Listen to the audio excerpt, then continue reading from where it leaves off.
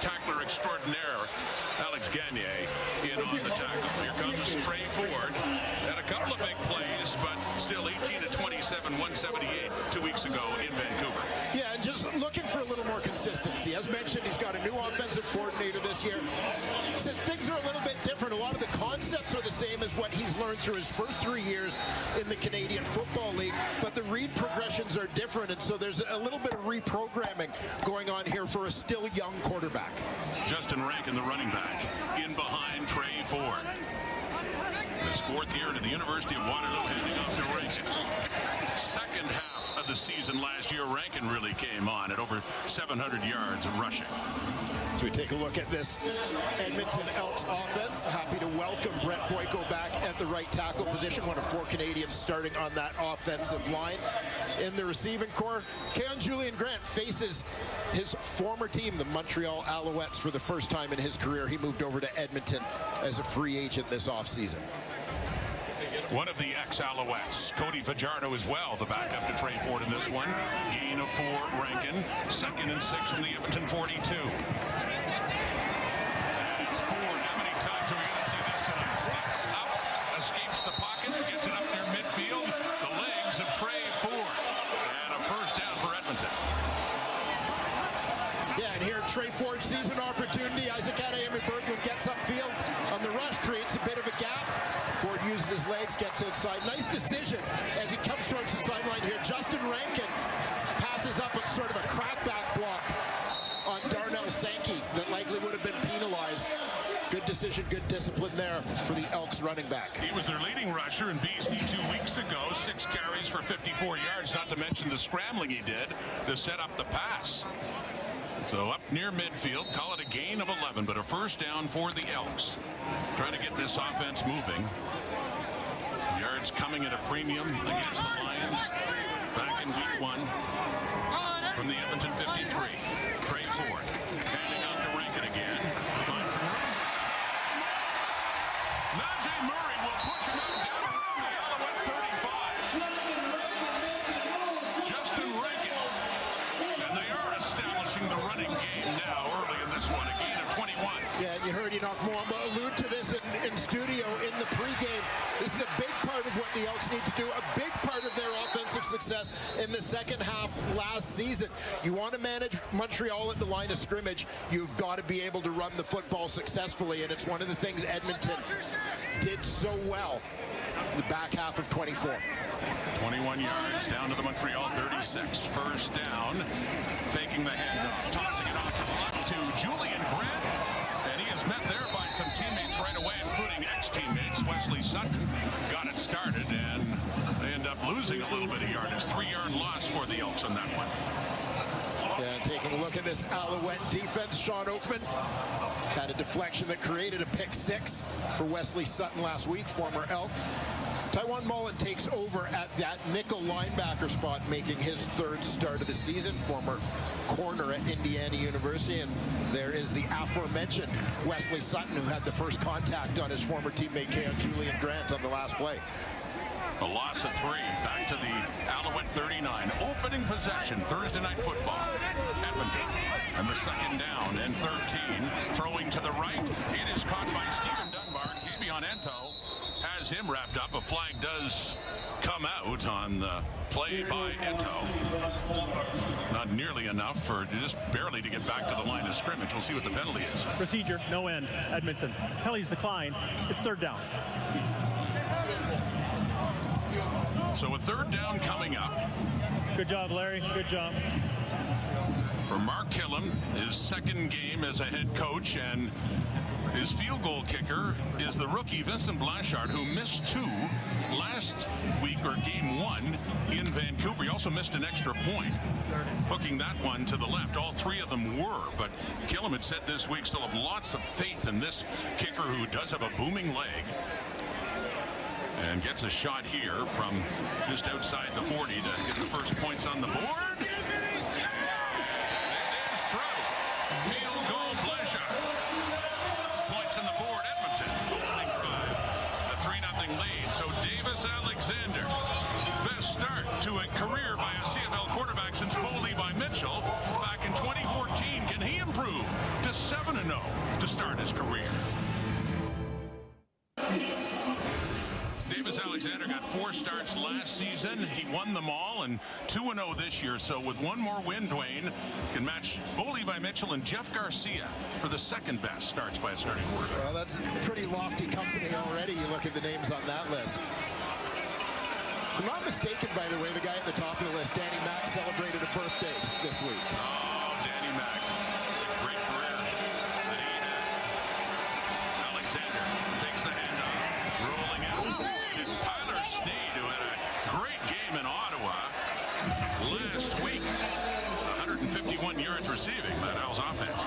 And taking a look at the offensive line, Donnie Ventrelli, one of 3 Americans on that O-line. He's going to start at the right guard position. Alouettes had 2 receivers over 100 yards last week, and Sneed and Mack happy to welcome Charleston Rambo back to the lineup this week as James Letcher started in his place in week 2 in Ottawa. 2nd and 10. Under pressure. Steps up. Alexander takes off.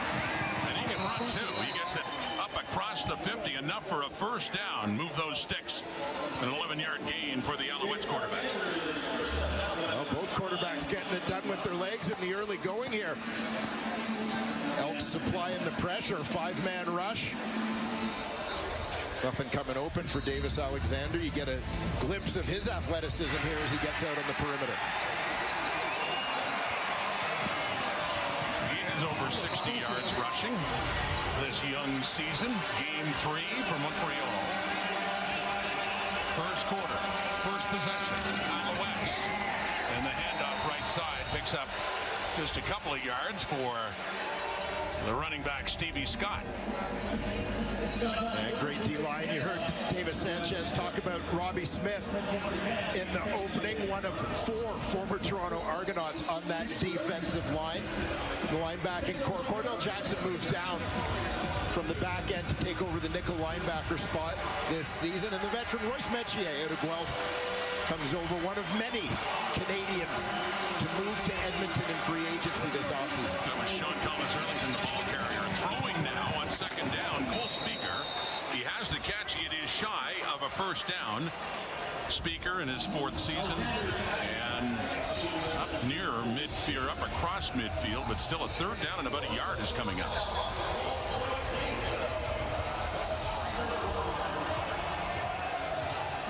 Looks like just bigger bodies checking in, along with short yardage quarterback Caleb Evans. In that territory in the field, just over midfield into the opponent's territory, where, of course, you're going to gamble on 3rd and 1. Here we go. And handing it off in the sweep. A little trickier and unpredictable for the Alouettes, but a good play for them as Tyson Philpott gets around the edge and picks up the Montreal first down.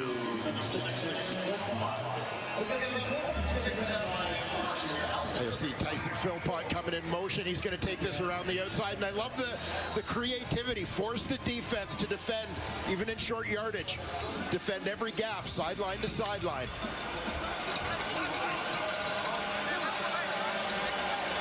Keep that defense honest rather than just constantly attacking the A-gaps. And out of the Edmonton 46. Alexander rolling left. He completes it to Sneed. As mentioned, with 151 yards receiving. Their leading receiver last week in their victory over the Red Blacks in Ottawa.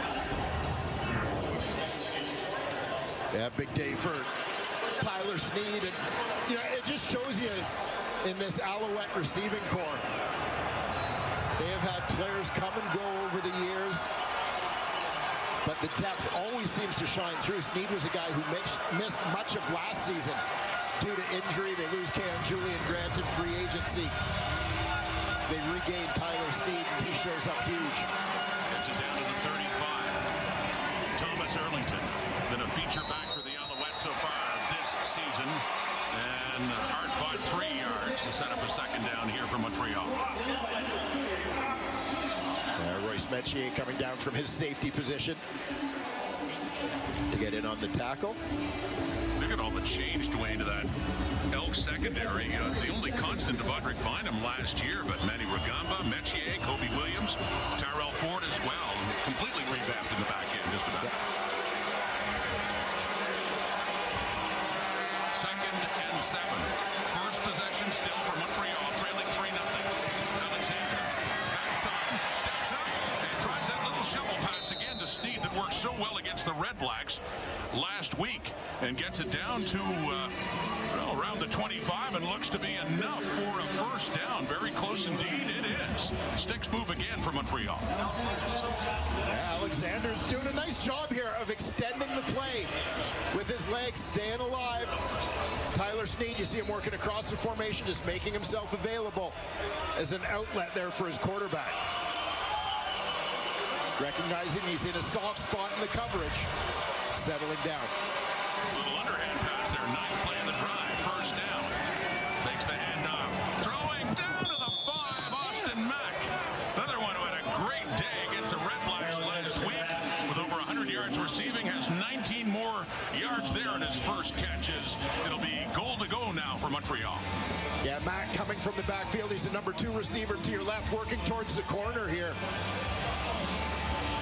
You know, we talked a little bit about it last week, but great sign for the Montreal Alouettes when 2 guys, Austin Mack obviously had the NFL shot in the first part of the last season, battled injuries when he came back, never really got in sync.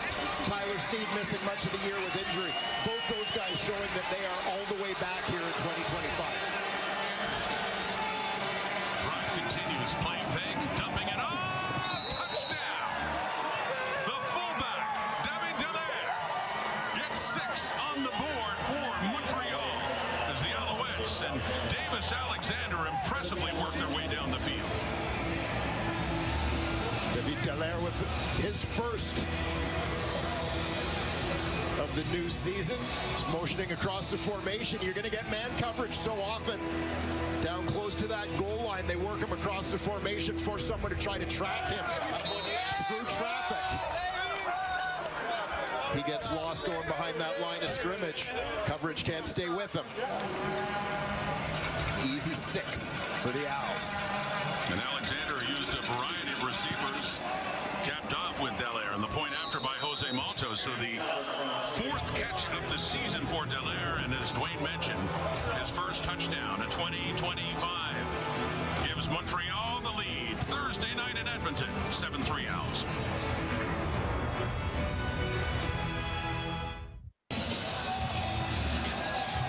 Love the play design here. You're going to see Tyson Philpott is working towards the flat. He's going to just be out there as a blocker, the primary receiver.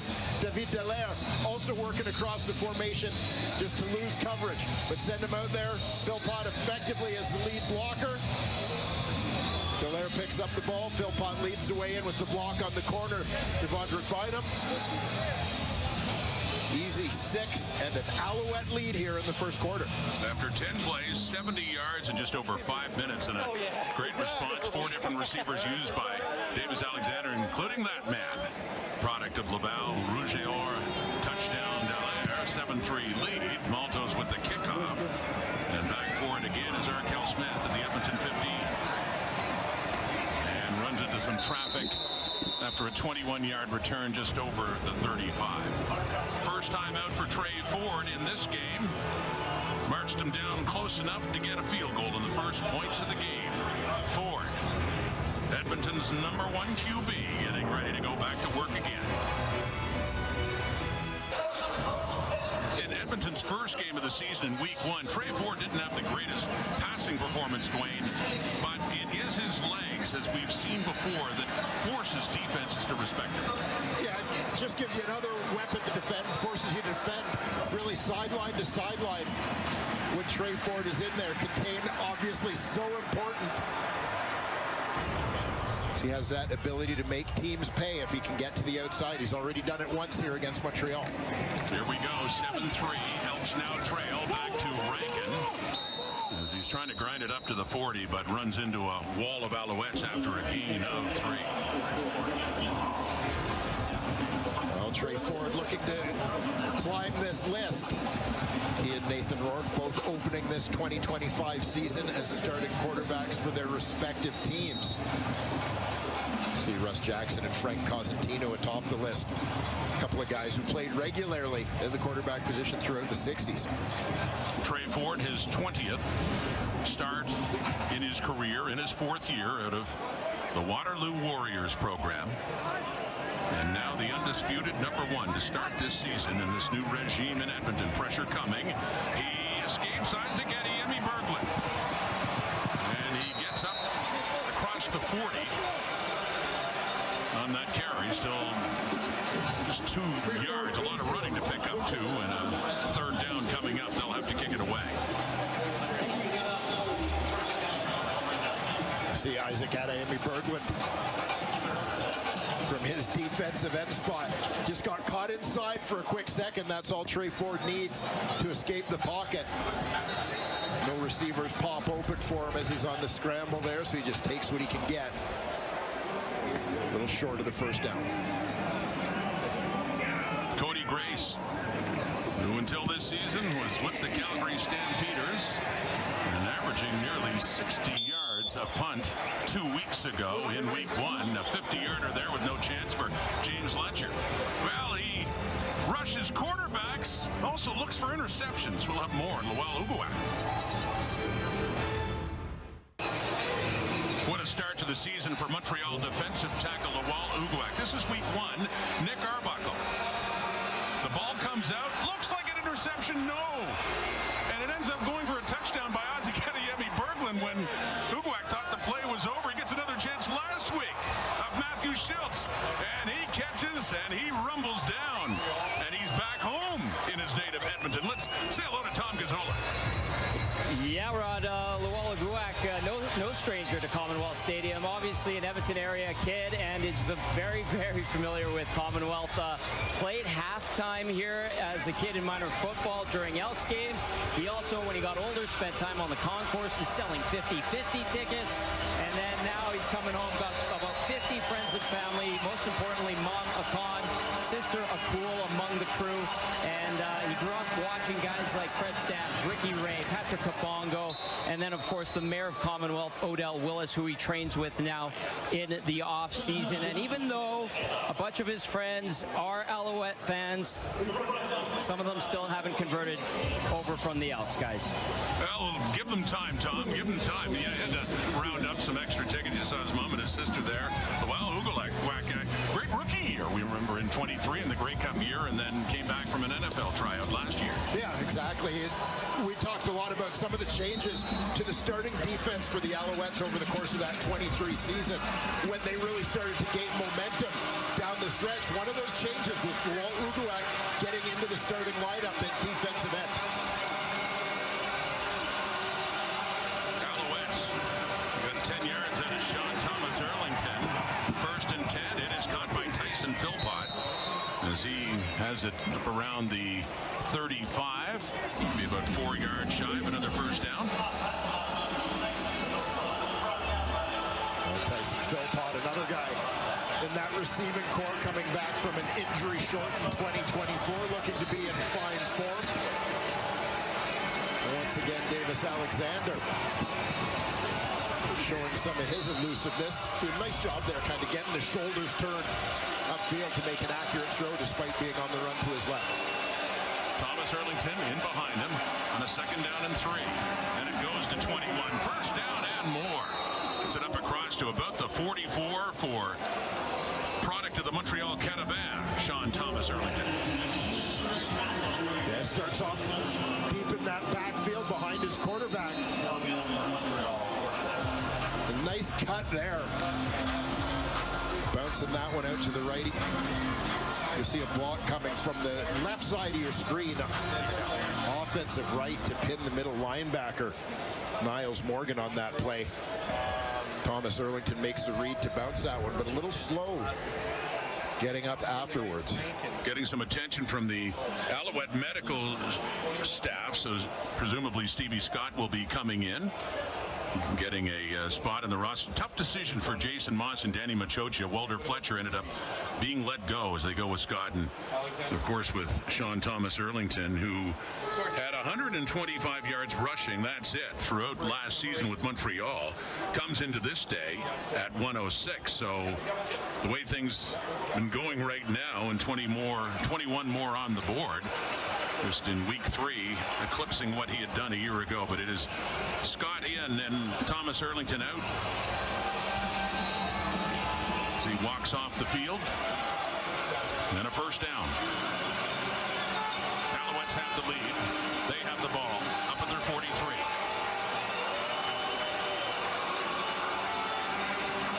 Faking to Scott with time to throw. Deep look for Charleston Rambo. Rambo down around the 10.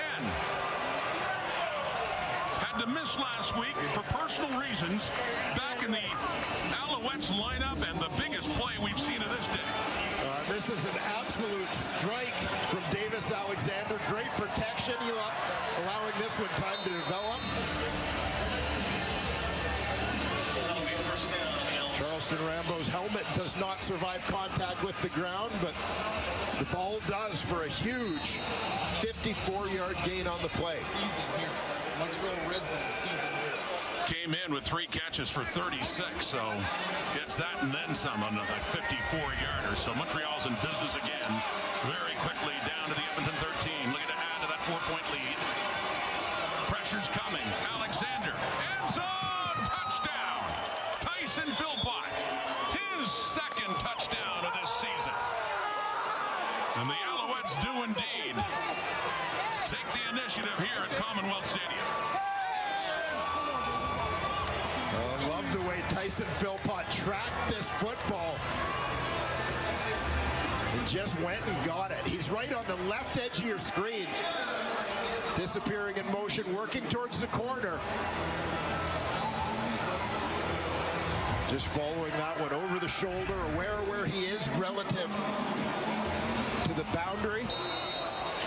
Reels it in. 5 plays, 91. So 5 plays, 91 yards, and a touchdown. 2 possessions for the Alouettes in this game, both resulting in touchdowns. The point after from Maltos as he puts that one through. So we got a 14-3 game. First quarter, still 1:19 to go until quarter time.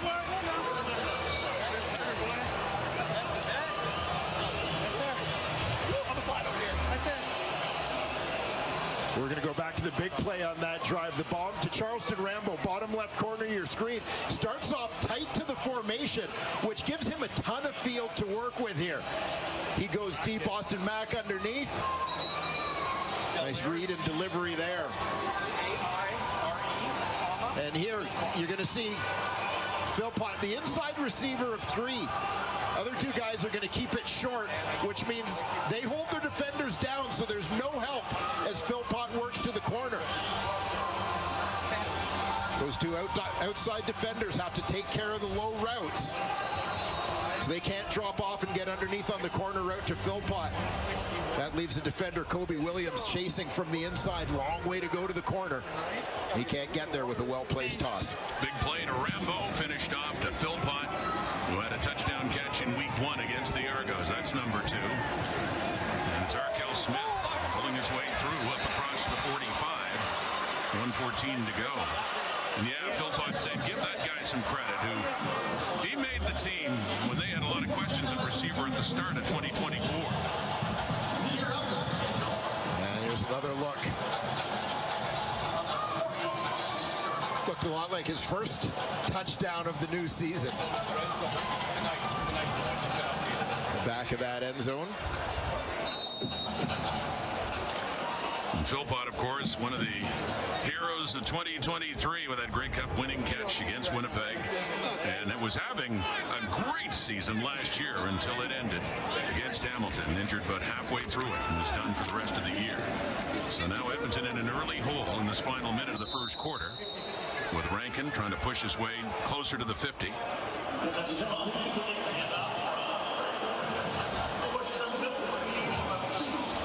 Isaac Adeyemi Berglund. in the middle of the action, as he's been a lot here in the early going. Edmonton head coach Mark Killam at Amy Berglund, one of his former charges is Killam was the special teams coordinator for many years in Calgary before making this move back north. And Emmy Berglund, started his career with the Stampeders, and several years there before making the move over to Montreal. Trey Ford off to the right. It is caught by Javon Leake. His first catch of this game, still shy of a first down. Be a few yards shy. 4 seconds to go until quarter time. Taiwan Mullen, their nickel linebacker, in on the tackle. Yeah, a couple completions out to the perimeter for Trey Ford in the early going, but nothing where he's had to deal with those trees in the midst of the defensive line that we talked about for the Alouettes in the opening. James Letcher, mentioning Rambo didn't play last week in Ottawa, so Letcher not only a returner still, but a receiver, and he scored a touchdown, his first as a receiver in the CFL last week in their victory over the Red Blacks. Cody Grace, his second punt of this game. Letcher back inside his 10, does take it. Punt of 48 yards, and not much of a return there. Good coverage. Josiah Shakel. Joel DeBlanco in on the punt cover. Tanner Green as well for the Edmonton Elks. So Edmonton's down, but they do have the Alouettes hemmed deep in their zone. Montreal's offense, 2 possessions. Down they go into the end zone. Couple of touchdowns, 14-3. Alouettes through 1. The numbers through a quarter. It's the Alouettes in front by 11. Offensive numbers, a big difference here. Just 5 yards passing for Trey Ford in Edmonton. Davis Alexander, that offense hasn't missed a beat through 2 possessions, couple of touchdowns. Yeah, the offense has been a big part of the story. Maybe tired of that defense stealing the headlines in the early part of this 2025 season. But when you're Edmonton, you need to find some consistency, and it's not always about putting points on the board.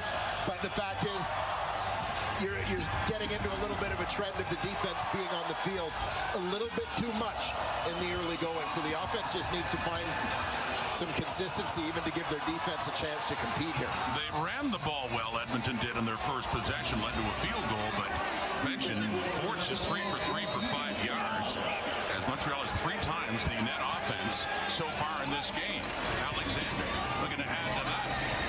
And a quick hitter there to Tyson Philpott, who had a touchdown in the first quarter and gets a first down there after a gain of 12 more yards. Tyson in the early going finds himself chasing twin brother Jalen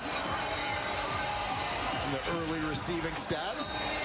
We'll get to see Jalen on Saturday afternoon in Calgary as his Stampeders take on the Ottawa Red Blacks.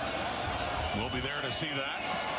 Call it a gain of 13 up to the 28 now for the Alouettes. They start deeper in their own zone. This is their worst starting point, but they've looked poised to march the field the way things have been going so far.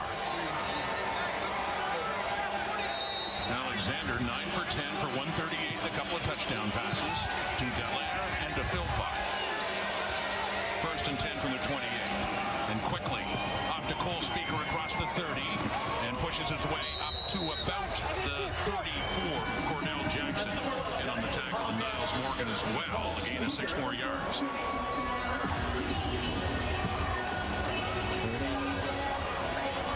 We see Niles Morgan and Nick Anderson side by side. Here the Alouette receivers setting up the blocking for Cole Speaker. A little bit of a forgotten man in the early going this season, but the Alouettes' leading receiver a year ago, over 800 yards. Pressure. Alexander gets rid of it, and that one is off the hands of Philpott with Tyrell Ford in on the coverage, and they got some heat on Alexander. And so for the first time in this game, we're going to see Joseph Zima as Montreal be forced to punt it away. Yeah, this is a big stop. From the right side of your screen, you're going to see Nick Anderson. He finds himself matched up with the back, Stevie Scott, in the game in place of Sean Thomas Erlington. Anderson manages to get the hurry as that one glances off the fingertips of Tyson Philpott. So the Elks defense holds. Zima to punt it, standing around his 20 with Javon Leake, the lone one back for it for Edmonton at his 30. 45-yard punt, he cuts it back inside, and down he goes. Not much further there. Nice night in Edmonton to start week 3. Thursday night football at Commonwealth. Alouettes lead at 14-3.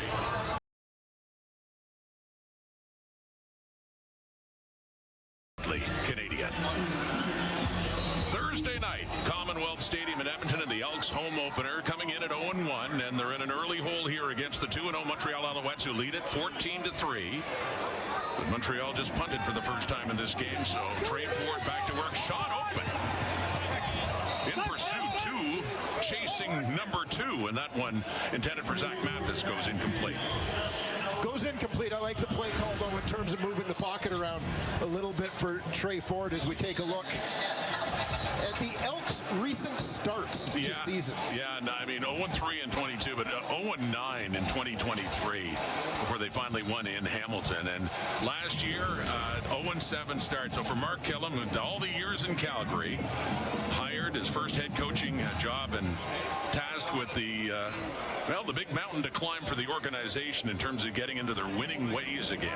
It's just game 2 and trying to get something going here on the 2nd and 10, and forced out of the pocket and throwing, though, and completing it 2 to Stephen Dunbar, but still shy of a first down by a few yards for Edmonton.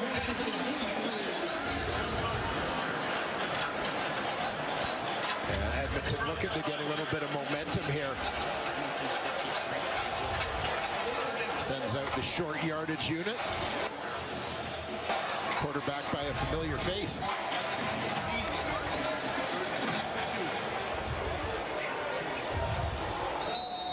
They're 2 for 2 in 3rd and short.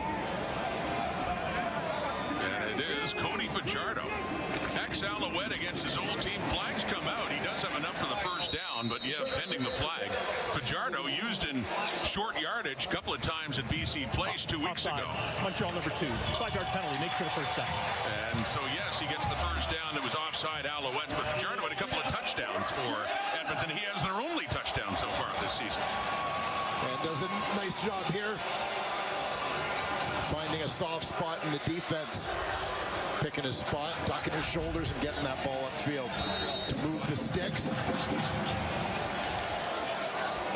Nice follow-up here by the Edmonton offense following that big stop from their D, looking to get a little bit of momentum here in the first half of this ballgame. Must be a strange feeling for Cody Fajardo, 2 years as the Alouettes quarterback, and now against them. Javon Leake, and he gets away from that tackle, heading right, and he gets about another yard, pushing Kavion Ito there, and a first down carry. Javon Leake getting involved in the offense last year was a big part of that shot in the arm to the Elks running game. Yeah, Trey Ford at quarterback, Justin Rankin bursting onto the scene.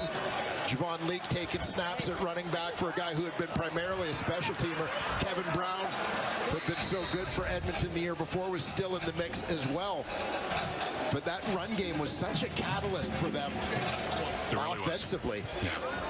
They're one of the top teams in net offense last season.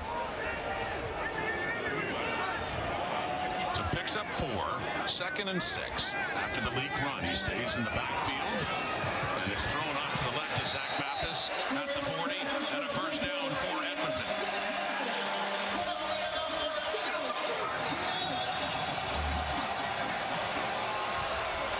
Zach Mathis lining up on the outside. First round pick in the supplemental draft last season for Edmonton. So essentially like taking an advance on their 2025 first round pick, get him in the lineup a year earlier. Zach Mathis, one of 3 Canadian starters in the receiving corps. Elks right tempo, and running right up the middle is Javon Leake. He gets it down to about the 31-yard line as Edmonton trying to work quickly here. Second quarter and trailing 14-3.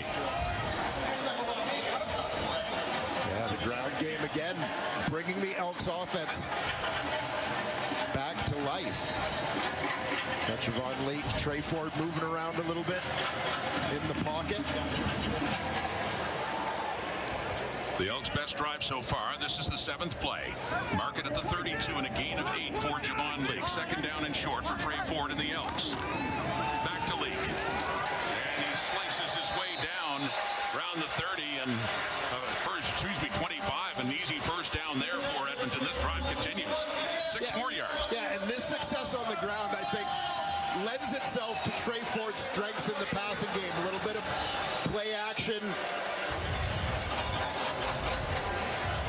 read option, let him get out on the perimeter with an option to run or throw the football, which makes him that much tougher to defend. Nice job here by the man pulling the strings, offensive coordinator Jordan McSimon. After several years in the same job with the BC Lions from the 26 now. It's Rankin, the ball carrier. So they continue to run it. He picks up about a yard there. Najee Murray in on the tackle for the Owls. Yeah, Edmonton playing a few snaps of big ball there. Extra offensive lineman Phil Drahovic in the game as a fullback. Tanner Green as well, one of the longest serving Elks, now in year 7. Fullback, occasionally lining up as a tight end. So 2nd and 9 at the Montreal 25. Best drive so far for Edmonton in this game. Quickly and knocked away. Marc-Antoine Dequoy, and Ford nearly caught it himself, but dropped it. It's Dequoy coming in, but one of many Alouette defenders so far this season that has made life miserable for the passing lane of a quarterback.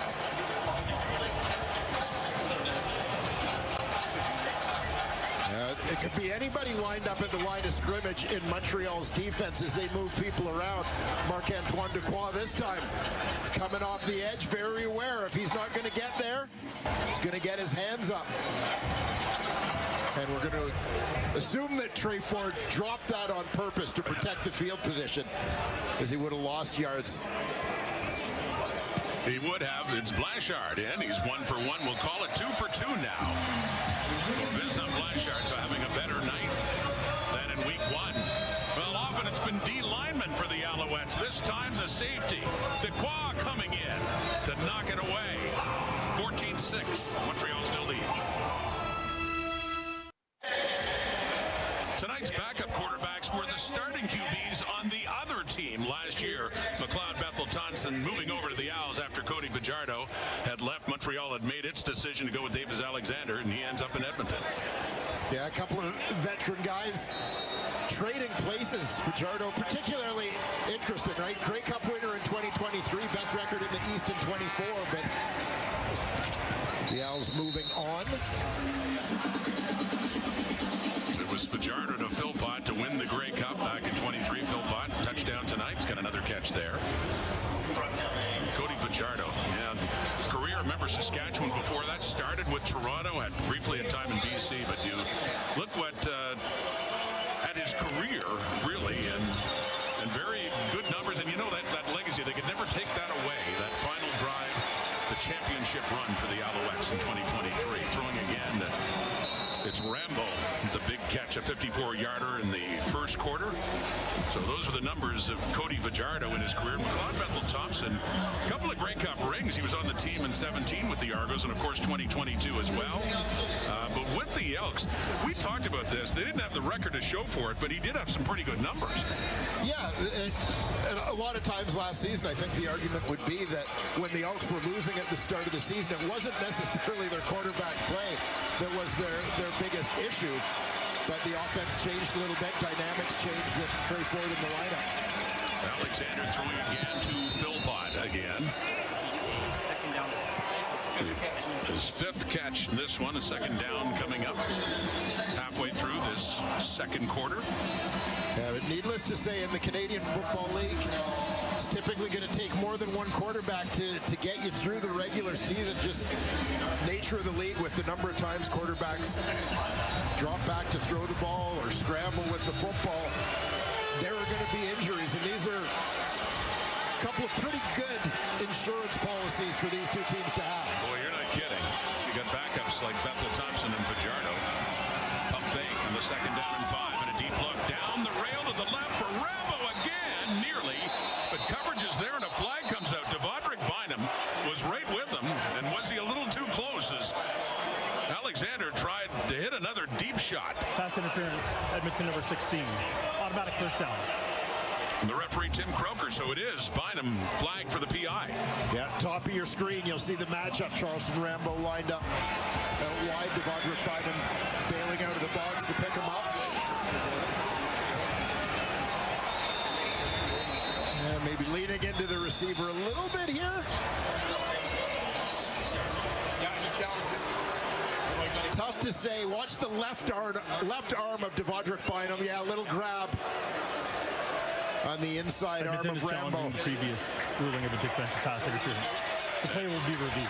Mark Killam throwing his first challenge flag as a head coach does not think that was pass interference, and what would amount to be a 47-yard gain if that interference call stands up. So the replay center will have a look at this. I think much of the timing of this challenge for Mark Killam, from my perspective, is about the yards gained. Obviously, at a time in the game when his team had fought back to gain a little bit of momentum, this would be a 47-yard gain for Montreal. You know, but I think it's very much about the magnitude of the play and the timing, maybe less than how much you're convinced that this wasn't pass interference, because I suspect that the Elks might be destined to lose this challenge. Yeah, if you're going to do it, though, you're right in this situation, because this will put him at 1st and goal if the play stands up, if it is pass interference to Devondrick Bynum. So the replay center taking a quick look at that. Is it a 1st and goal for the Alouettes? The decision now from Tim Croker. After review by the replay center, he's calling the field stands. Edmonton, by losing the challenge, has lost a timeout. It's 1st down Montreal. So the Elks losing a timeout as well, but up against it now after they looked like they got a little momentum going on offense to drive down for a field goal at least, trailing by 8, but Montreal now really threatening for more. On a 1st and goal at the 6. Sean Thomas Erlington back in this game. Cordell Jackson has him, but Erlington's still able to get it inside the 5. Works it around the edge. He's still somehow got 3 yards out of that play when it looked like they had him for a loss. Yeah, ST did well to bounce this. We'll watch left side of your screen, 13. Cordell Jackson fights off the block of fullback Jacob Mason and just locks on to Sean Thomas Erlington to slow him down until a little support can come, but limiting that gain. Big play there. Again, Cordell Jackson, one of the few holdovers in the secondary group. He moves from the actual back end down to the nickel linebacker spot this season. 2nd and goal at the 3. A pass into the end zone for Mack, and the coverage is there. Right there from Leonard Johnson, who came over from Hamilton with the Argos before that, and breaks that up and puts the Alouettes in a field goal situation.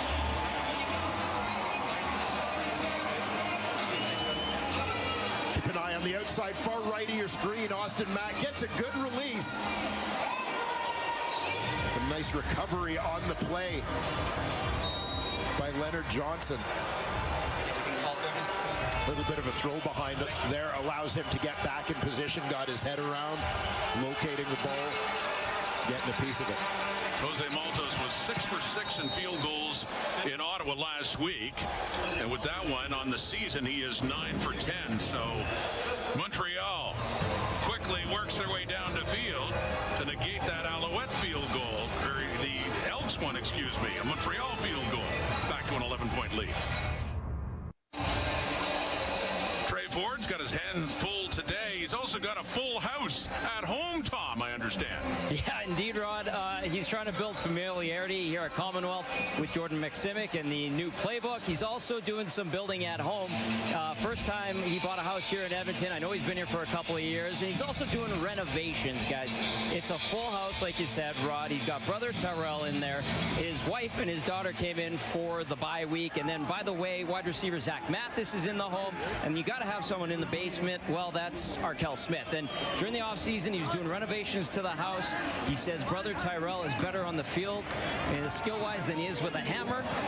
The renos are on pause, guys. guys, because he's trying to build something here at home at Commonwealth with the rest of his Elks family, and that making it an uncomfortable visit for opposing teams.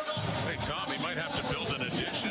Forget the renovations. If he keeps adding teammates as roommates with his family as well, that's Justin Rankin, an 11-yard gain. Yeah, pretty good play to build on right there for the Edmonton Elks. Justin Rankin in the ground game. Nice physical run to move the sticks.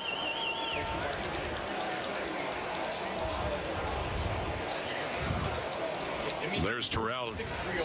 We showed you back in week 1 a great campaign by the Edmonton Elks with Coach Killam saying hello to Trey and then putting his head down in his office, and it looks like Trey's coming by again and says, "Hey, Coach," and pauses and says, "Oh, hey, Terrell." Little confusion there with the twin brothers now on the same team. And yeah, what a year he had. Winnipeg all-star season. 7 picks. It's second just to Saskatchewan's Roland Milligan. Yeah, breakout year. And, you know, I think it's pretty clear that one of the missions and one of the things on which new general manager or returning general manager Ed Hervey in his second stint in that role here in Edmonton and head coach Mark Killam really clicked on and agreed on in terms of building this team was that they had to strengthen their Canadian talent. They went out and added a number of new Canadian starters in free agency. Edmonton actually starting 10 Canadians in this ball game. Terrell Ford obviously among them, Royce Metier, Robbie Smith on defense, Keon Julian Grant coming over on offense, as well as Gregor McKellar on the offensive line, David Beard at center, repatriated to Edmonton, a big add as well. Dylan Wynn, the injured Alouette, off. I did ask Terrell about not the novelty, but, you know, the idea of playing on the same team as Trey, and he said it was stranger not being on his team. They've been there most of the way in college and minor football as well, and now in the pros. The Ford brothers back together, and back to Justin Rankin on the ground now, and that 1st and 10, and a flag comes out.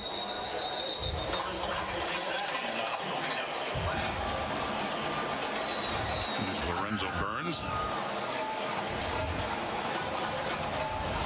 Yeah, nice mid-season pickup for the Alouettes last season. Lorenzo Burns took over that boundary corner spot. No end. Edmonton. Penalties declined. It's second down. So maybe some communication problems for the Elks. That's the second time they've been flagged for no end, failing to have 7 people on the line essentially in their offensive formation. So it goes to 2nd and 8 now after that penalty. 17-6, under 5 minutes to go until halftime. Ford running out of time, and down he goes. That pressure up front. It's Jeffrey Cantar-Arcou. He had a big interception for the Alouette defense last week in Ottawa, and getting the sack with that pressure coming from the Owls up front.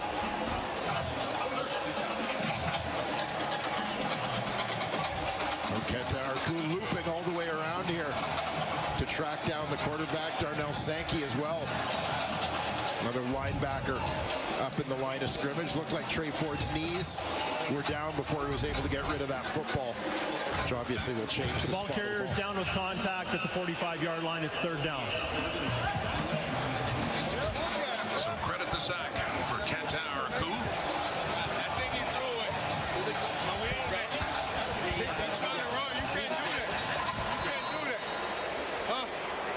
Montreal's top pick in the draft in 2024. Cody Grace back to punt it away. Oh, some heat on there. Grace does get it away off the hump. James Letcher, 26, finds a little opening there, gets it up to around the 35, where Davis Alexander will go back to work.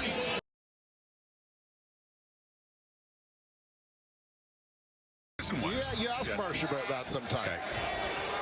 High school tennis champion, mixed doubles, as I recall. There you go. Yes. Well, Marsh is getting ready for the Argos and the Riders, but I'm sure he'll be watching Wimbledon when he can too. And another catch there for Philpott. Having a good, solid first half, and still lots of time here for the Alouettes to see if they can add to their lead. 11 more yards, 6 catches, 50, and a touchdown so far for Philpott. Yeah, off to to a terrific start. And so great to see him picking up where he left off when he was injured last season. As you mentioned, Rod, limited to 9 games last year, but still very close to the team lead in receiving a year ago.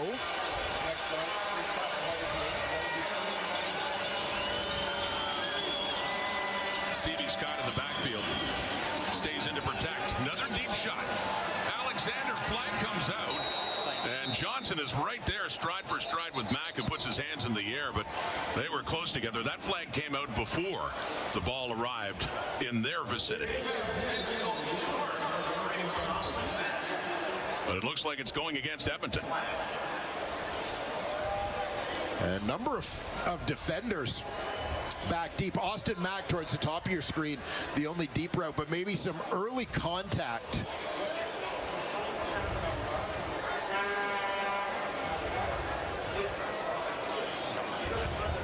Legal contact on the receiver.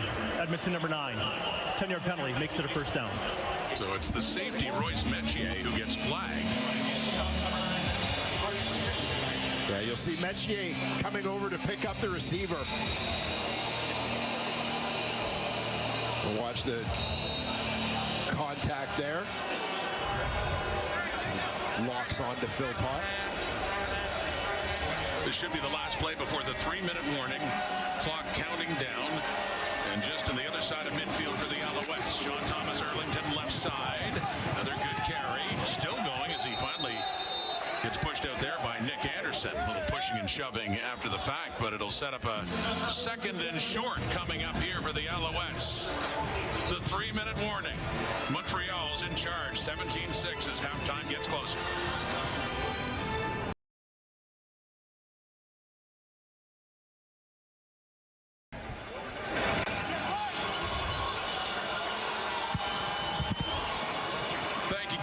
Halftime, the panel coming up, and Stevie Scott, the running back, late in this first half, 2:41 on the clock, and a 17-6 Montreal lead. Stevie Scott, who earned a job on this roster, spent most of last season on the practice roster, persistent, and one of the best players in camp, really noticed by Jason Moss for his energy the entire training camp. You talked a little bit earlier about the tough decision to release Walter Fletcher, and Jason Moss had nothing but positive things to say about Walter Fletcher, but he was banged up a little bit during camp, which presented an opportunity for guys like Stevie Scott, Sean Thomas Erlington, Travis Tice, who's played the first few games, and they all showed out, seized the opportunity, and ended up winning jobs. There's the ball in his hands again, and a pickup that takes it down to about the 38, a pickup of 4 for Stevie Scott. It's one of the things that stands out about this Montreal team is the depth that they possess.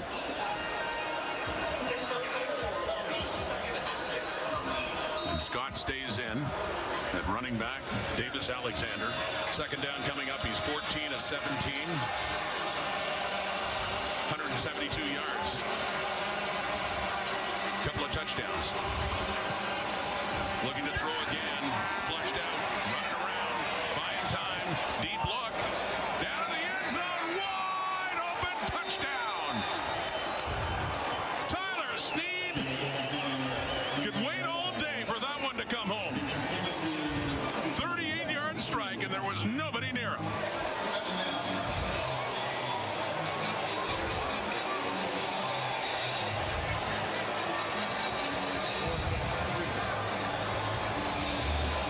Davis Alexander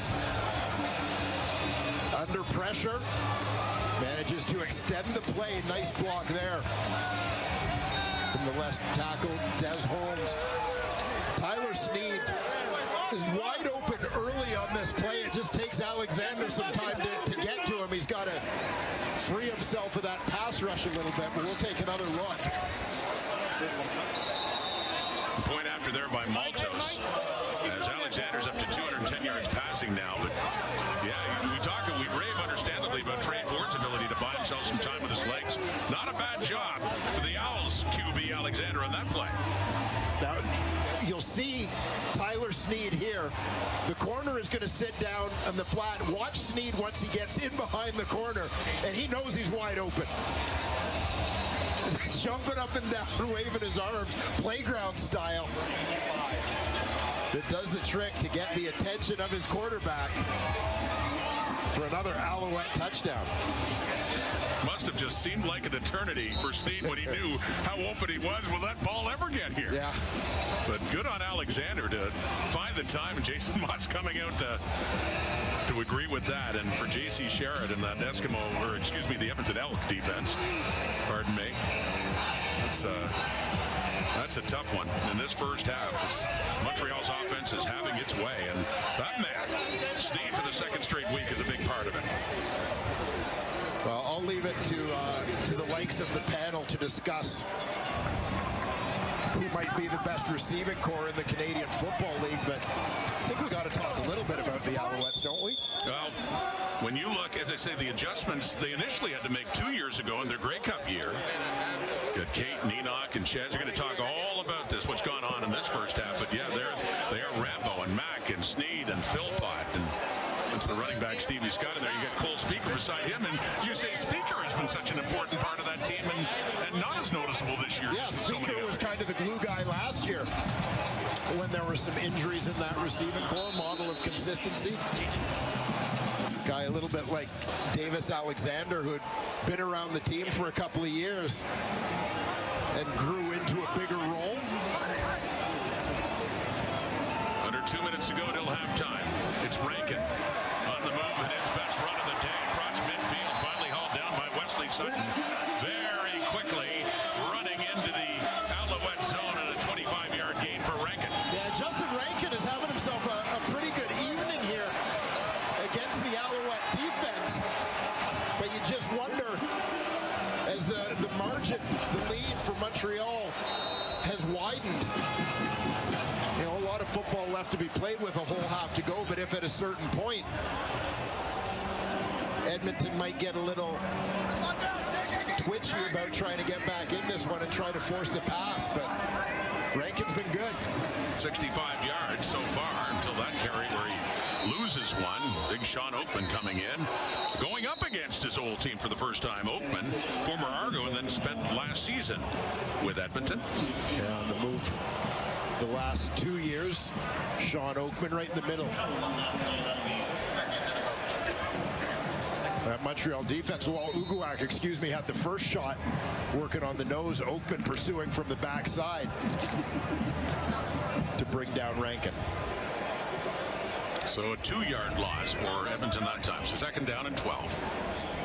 1.5 minutes to go until halftime. A half dominated by the Alouettes. Ford wants to pass. Gets it away and completes it to Stephen Dunbar. They just had an Alouette defender right in on his arm as he got rid of it. And Ford completes that one to get it inside the Montreal 35. Yeah, nice touch on this ball for Trey Ford with pressure closing in. Drops it just over top of a defender. Dunbar lining up on the outside here. You know, interesting year in free agency, as I thought Stephen Dunbar, a 1,000-yard guy, terrific receiver, great work ethic, very respected teammate, but kind of flew under the radar in a free agent class that included guys like Geno Lewis, Kenny Lawler, Dom Rhymes on the move as well. Completion for another first down to the 20 for the Elks, and it's Curly Gittens Jr. with his first catch of the evening.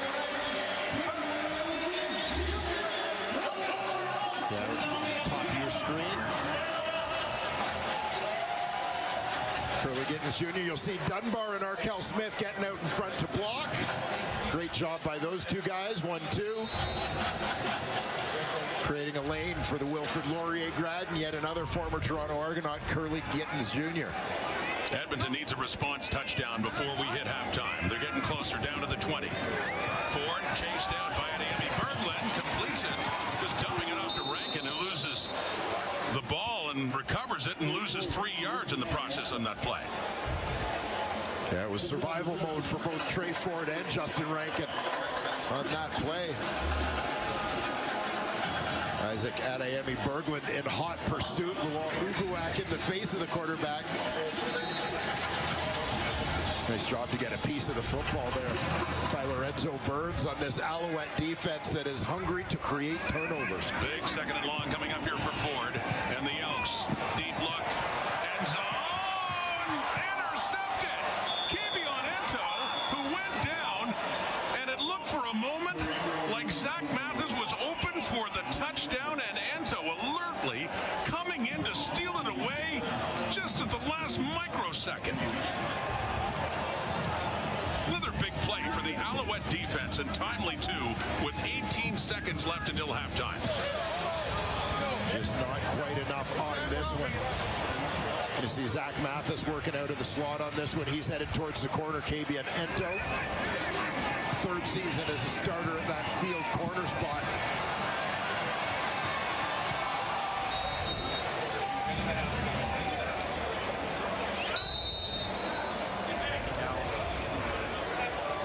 Here we go. Hallelujah.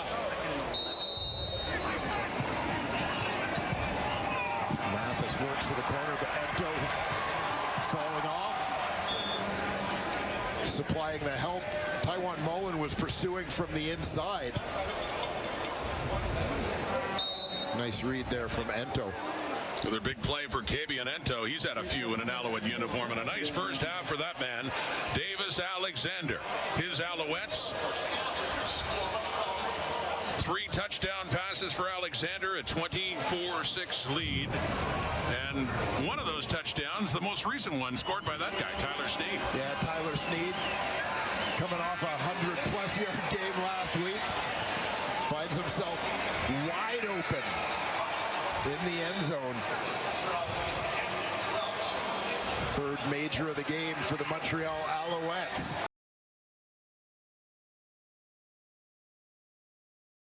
At the end, the Alouettes have scored in all but one possession, 3 touchdowns and a field goal. Big difference in terms of net yards, and a great first half for Alouette quarterback Davis Alexander. Big test for the Edmonton defense.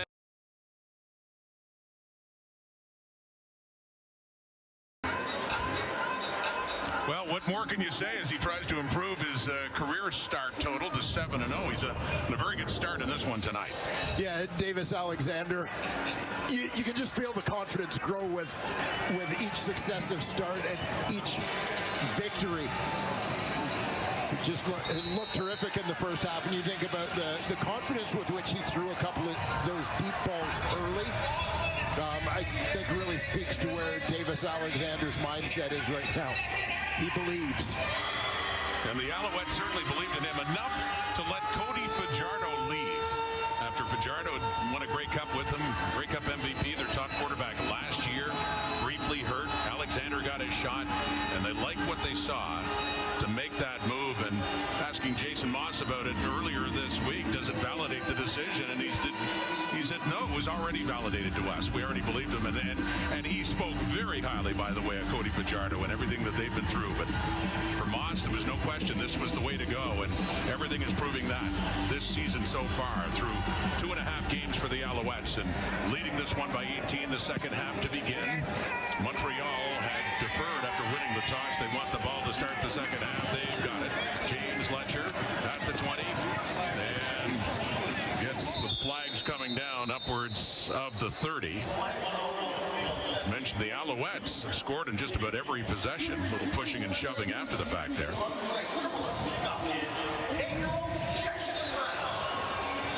We'll await the call as Davis Alexander prepares to go to work here. During the return, holding Montreal number 42. 10-yard penalty. First down, Montreal. So they'll start a little bit further back. They had one possession where they had to start deep in their zone. Out of their possessions, only punting once. Here's another look at that penalty.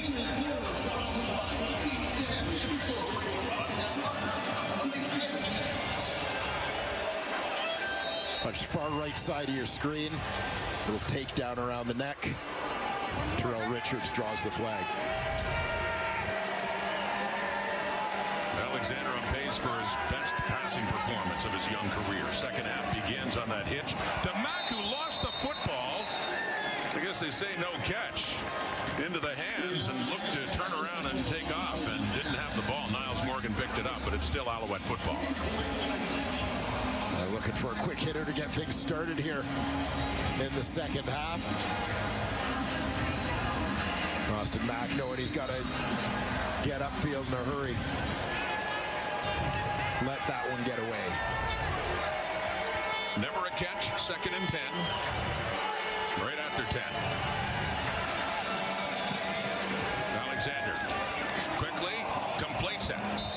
It was good coverage there just in front of the football, but it is Mack hanging on to that one and a first down for the Owls. And immediately back to Austin Mack, driving up first down yardage. He's got a little bit of a cushion there, so just sits it down.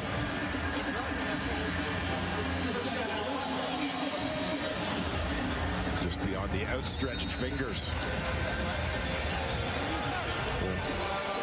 One of the Edmonton underneath defenders there. So it gets out to the 22. Handing off this time to Sean Thomas Erlington, breaking tackles, getting up to the 30. Thomas Erlington, who was hurt in the first half, but came back on and is having a solid day on the ground for the Alouettes.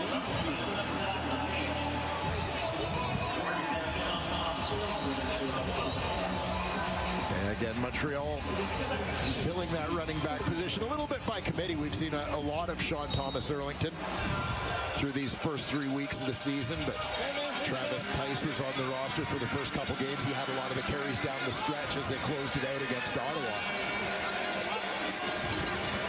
Buying space and on the ground again, and this time with nothing. Robbie Smith, one of the newcomers, Jake Serezza as well, former Argos, in on that tackle to stuff the run and no gain. A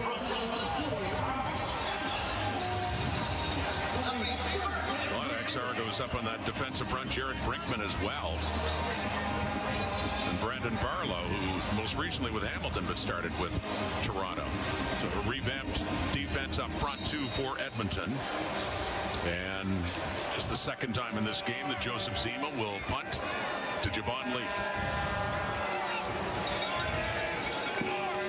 Edmonton down 18. Looking to chip away at that when they get the ball back. Zima off to the right. And a 51-yard punt. Leake takes it inside the 30. Dancing around, trying to cut it back up, but there's just nowhere to go. Regis Sibasu on special teams coverage for the Alouettes. Back comes Trey Ford, 24-6, Thursday night in Edmonton. The Montreal Alouettes defense getting after it again here in the early going. A lot of pressure on Trey Ford. Again, seeing different looks, coming up with a big turnover to end that first half. Kabian Ento helping out to get that pick, prevent the Elks from getting any late points in the first half. We'll see what Trey Ford, Jordan Maximic, and the Edmonton offense have in store here. Handing off to Javon Leake, left side and first down to Kwa and then the pack with Ento there too, and Darnell Sankey to take him down. Gets it up just across the 35. Noel Thorpe's defense, yeah, they had that interception late by Ento. How huge was that? They've had a sack and around 140 yards. That's it for Trey Ford and the Edmonton offense. That's after holding the Argos to 10 points in week 1 and doing another nice job defensively against the Ottawa Redblacks last week. I guess the one thing missing is a defensive touchdown in this game, Dwayne. Well, trying to keep the streak alive. They had one defensive touchdown in each of the first 2 weeks. Throwing, second down, it is caught, it is a first down. That one completed to Curly Gittens, his second catch of this game. And I know that's the kind of play you heard Davis Sanchez talk about at halftime, is just consistently making those simple plays. Curly Gittens inside slot, defense is backed off. Just a quick hitter, get the ball out quickly. Move those sticks. Up to the 44 and a first down. Elks trying to sustain a drive, get into the end zone and get this thing closer. That is complete. So short passing again at Zach Mathis. Forced out there by Lorenzo Byrne. Second down coming up.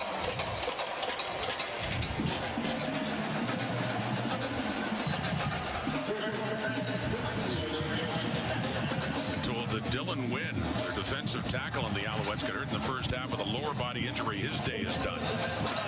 So an injury to Montreal's defense. 2nd and 6 after that pickup. Mathis, and with time and running out of it, and sacked. The second sack of this game for the Montreal Alouettes, and Jeffrey Cantin-Arcou forcing Edmonton to punt it away. There you see Cantin-Arcou so often, guy listed as a linebacker, but so often when he checks into the ball game, you see him playing close to the line of scrimmage, often rushing the quarterback, that time faking the drop, delaying until the blockers were engaged, and then going. Creative call and execution there from Noel Thorpe and Jeffrey Cantin-Arcou. Grace to punt it away.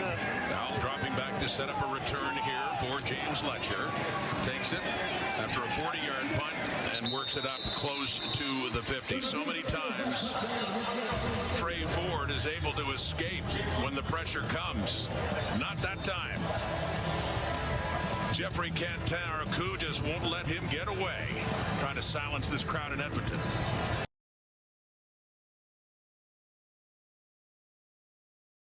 Trey Ford, Cody Fajardo. Fajardo the backup now for being a starter in Montreal. And a frustrating night so far for that Edmonton offense. The Elks in general, they're down by 18, and Alexander back to work. Completes that to Tyson Philpott and Niles Morgan and Nick Anderson. Top 2 tacklers in the Canadian Football League last year, teaming up on that one. Anderson, the Rookie of the Year in the CFL.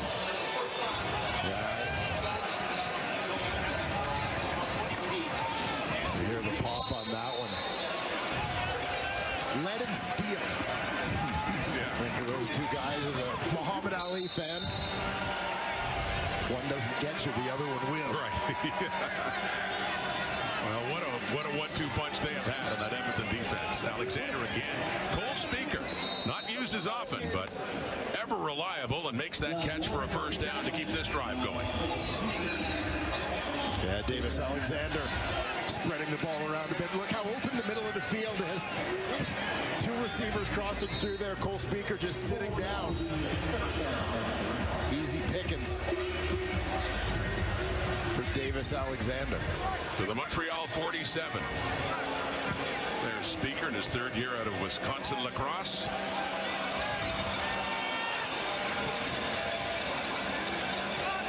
Alexander throwing that off to Tyler Sneed, who gets up to midfield, takes a pop, just a couple of yards shy of a first down. We've seen this look from Montreal a couple of times. Slow down that pass rush a bit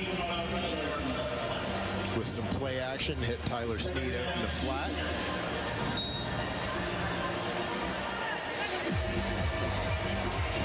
A couple of pretty good quarterbacks providing the tutelage in the play calls for Davis Alexander and Jason Moss, and of course Anthony Calvillo. After that gain of 8, 2nd and 2, taking the handoff, rolling to the right and underneath, and that is complete to Jacob Mason. And one of the fullbacks, David Dallaire, getting a touchdown. He's there to congratulating him, and down is Davis Alexander after that play. Took a hit after tossing it underhand for another good gain for the Alouettes and a first down, but there is a concern for Montreal as Alexander goes down and the medical staff comes on and McLeod Bethel Thompson warms up. Yeah, well, keep an eye initially here on Alexander. After the toss, yeah, you see him grab his hamstring just as he threw that football, hobbled to the sideline. So not even hit, non-contact, just on that play. And yeah, even before he threw the ball.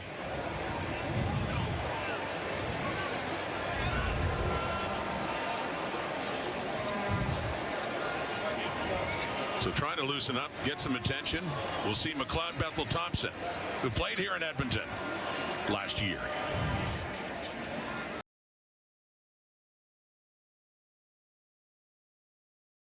Davis Alexander going off on his own, so a good sign for the Alouettes, Dwayne. After this happened, looked like he's favoring his left hamstring. Yeah, just as he gets out on the sprint. Grab it high on that hamstring, comes up hobbling, immediately signaling to the bench. brings on one McLeod, Bethel Thompson. They remember him here in Edmonton, and he hands off, so they go with a running play on the first down, and they are in the Elk zone, and McLeod, Bethel Thompson, mostly with the Argos, but after a year away in 23, he was with the Elks here in 2024, and a look at what he did with Edmonton. Again, pretty good numbers, but an Elks team that struggled to win. Out of the gate, 0-7 to start last season.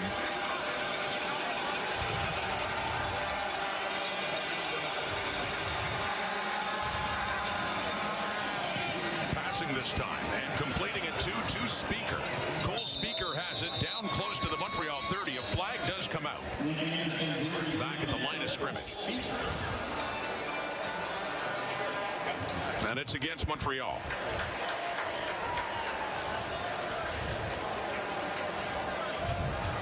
Legal block hands to the face, Montreal number 66. 10-yard penalty. Repeat second down. That's in the left guard, Pierre-Olivier Lestage. On that second down and 7 play. So instead, it pushes them back to midfield now in a second and long. Keep an eye on that matchup. He had Robbie Smith coming on the inside.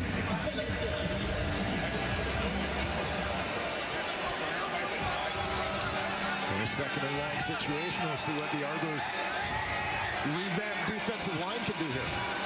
McLeod, Bethel Thompson. And he swings it up to Stevie Scott.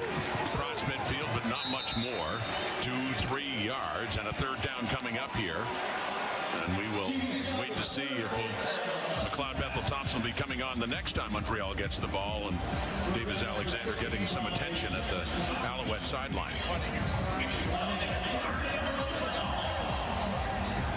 I wonder if this could prove to be a turning point in this ball game. Zima. Sorry, Dwayne, standing inside his 45.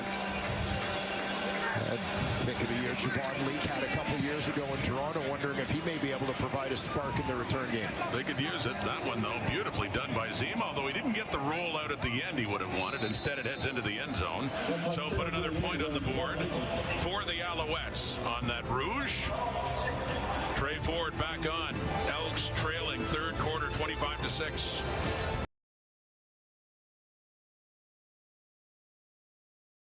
Week 3 in the CFL will continue tomorrow.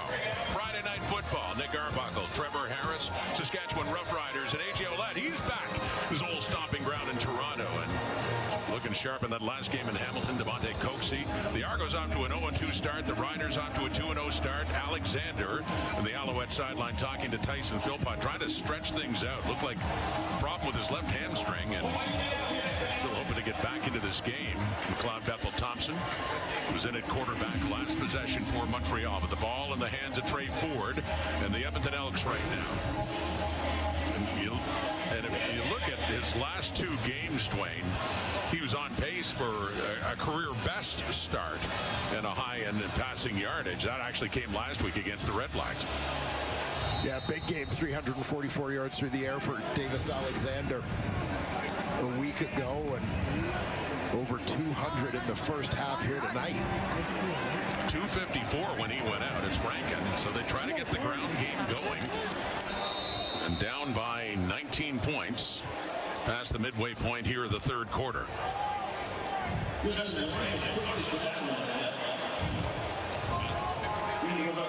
When you're Edmonton, you certainly hope you could somewhere along the way find that one big play, some kind of spark. Looked like they might get it with the pass to Zach Mathis late in the first half. Kabianento swooped in and snuffed out those plans. That looked like a touchdown, didn't it? He was he had that window when he was wide open, and Ento closed quickly and had the pick. 3-man rush. Time for Ford, completes it to, that's Arkell Smith. And a good opener at BC Place on offense and special teams, and gets a rough ride out of bounds there. After a first down. And that's his first on the night. First catch for Smith. Arkell Smith is just going to motion across the formation, working out into the flat.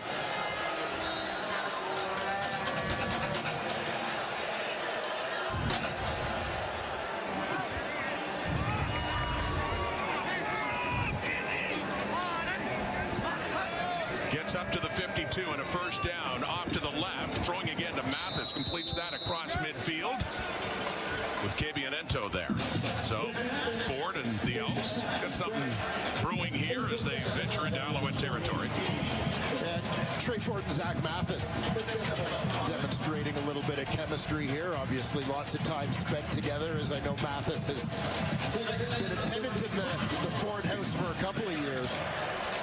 But this part of the benefit, again, I always hate when the supplemental draft comes around and they make reference to a team forfeiting its pick in the first round this year because they used it in the supplemental. No, they didn't forfeit the pick. They used the pick a year early and used it to get good value, I believe, in Zach Mathis. Used it well. 2nd and 5. Pressure on. Ford can't get away again. Isaac Adeyemi Berglund. Lowell Uguak were in there pursuing, and it's the 3rd sack of the night for the Montreal Alouettes as Ford cannot escape. Isaac Adeyemi Berglund coming from the top of your screen. Quick swim to the inside. Obviously a high motor guy. Managing to trip up the Elks quarterback there. A great signing he's proven to be. Let's go. For Montreal. They counted us out. So the Elks drive stalls, forced a punt. 3rd sack of the season. Adeyemi Berglund. And it heads out of bounds. No chance at all there for Letcher. One of the prominent defenders, as mentioned, as the Rookie of the Year last year, Nick Anderson. Let's go back to Tom. Yeah, guys, Nick Anderson, a real appreciation for the game last year. Most Outstanding Rookie of the Year award for Anderson. A great year tackle-wise. Him and Niles Morgan, formidable linebackers for the Elks. Now, he was almost out of the game. He didn't get much when it came to opportunities after his time with the New Orleans Saints until Chris Jones came calling. The former Elks general manager and head coach met with him in Jackson, Mississippi. Said, what do you think about the CFL? Anderson, I don't really know much about the game and the league. Watched the Saskatchewan Roughriders Edmonton Elks game on YouTube. Started working out at soccer fields to get ready for the upcoming camp in 2024. And he said as soon as he put on the pads and got out there for his first practice session with the Elks, he knew he loved this game more than anything, and he's grateful and appreciative as he makes a tackle there, guys. Yeah, I was going to say, Tom, he just added to his tackle total, although the bad news is for Edmonton, it's after another long gain for Tyson Philpott. Yeah, well executed. Little hitch out to Tyson Philpott. They get it blocked up as he finds the path back to the inside. But credit Nick Anderson. He's involved in the pass rush at the line of scrimmage, and he ends up being the guy to track down the Alouette receiver. All the way to the 46 of Edmonton. And on another pitch, Charleston Rambo, and a little less, but a similar result, at least bursting through and getting it down. A flag coming out, though, as he got it just inside the Edmonton 30.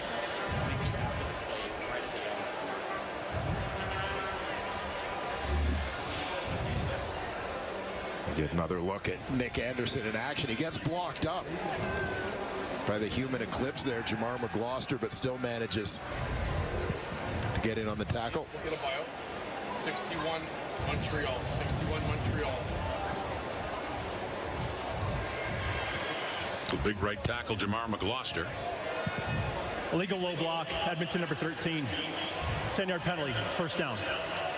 Cordell Jackson, the one who's flagged for the illegal block there, and another good game. McLeod Bethel Thompson still in at quarterback, and a couple of successful short passes and penalties.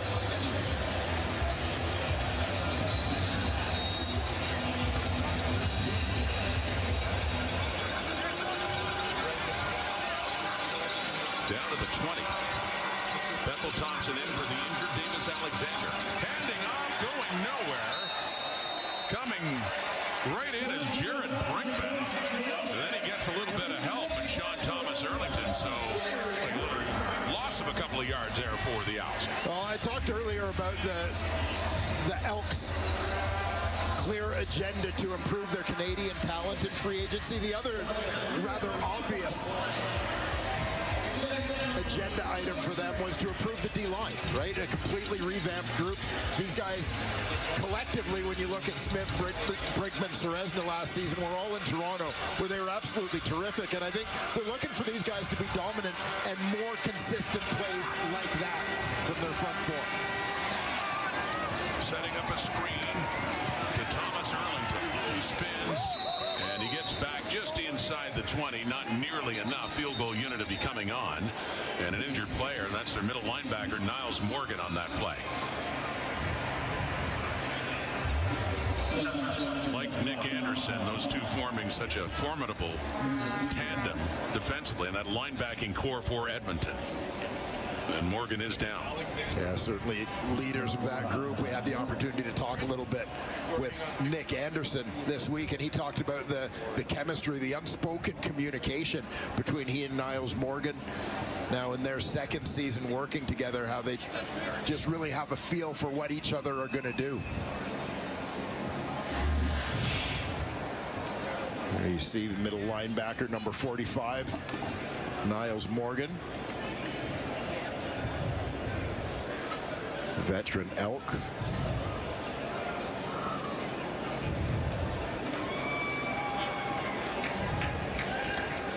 Looks like he may have caught a cleat in the turf here just as he went to make the tackle.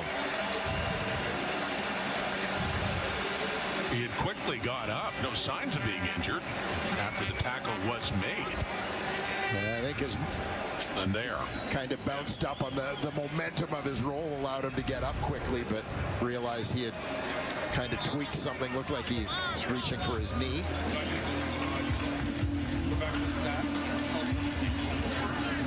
So Jose Maltos is on to attempt a field goal and see if he can make it a 28-6 lead, 22-point lead for Montreal if he's good. Mentioned a perfect 6 for 6 in Ottawa last night. There's only one miss. That was in week 1 against the Argos.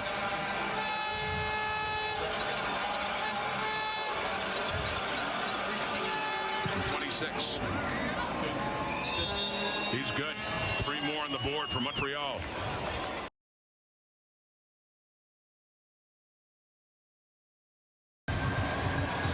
Jason Moss, his team just gone up a little bit more. Moss coming back to Edmonton, where he's had a lot of success with the Alouettes against his old team. One of them, Niles Morgan. Good to see he's up and around after that injury, but the hole gets a little deeper for the Elks. Late here in the third quarter, down now 22 points after that field goal by Maltos. Trey Ford, 12 of 15, but only 76 yards and a pick. Rolling to his right to throw again. Does. Deep. Right. Open. Dunbar. Stephen Dunbar with the catch. Kind of big play. That Elks offense needs a lot of right now. Well, nice job in protection here. Get Trey Ford out on the edge. You know, and maybe something of his comfort zone. Look at the right foot. Just in bounds. 40-yard pickup down the rail for Stephen Dunbar. As you mentioned earlier on, his second stint here in Edmonton. Started his career in Hamilton. Came to Edmonton for a year as a free agent. Back to Hamilton for a year, and now returning to the green and gold. Biggest offensive play for Edmonton in this game. Flushed out of the pocket. Dumping it off for Mathis. And he backpedals after catching it. That's in the last play of the third quarter. This should be quarter time now. And it is. Edmonton again has something going, but they need more than just something going. And they move down the field. They need points. A whole lot of them in the final 15. Alouettes add to the lead. 28-6 heading to the fourth.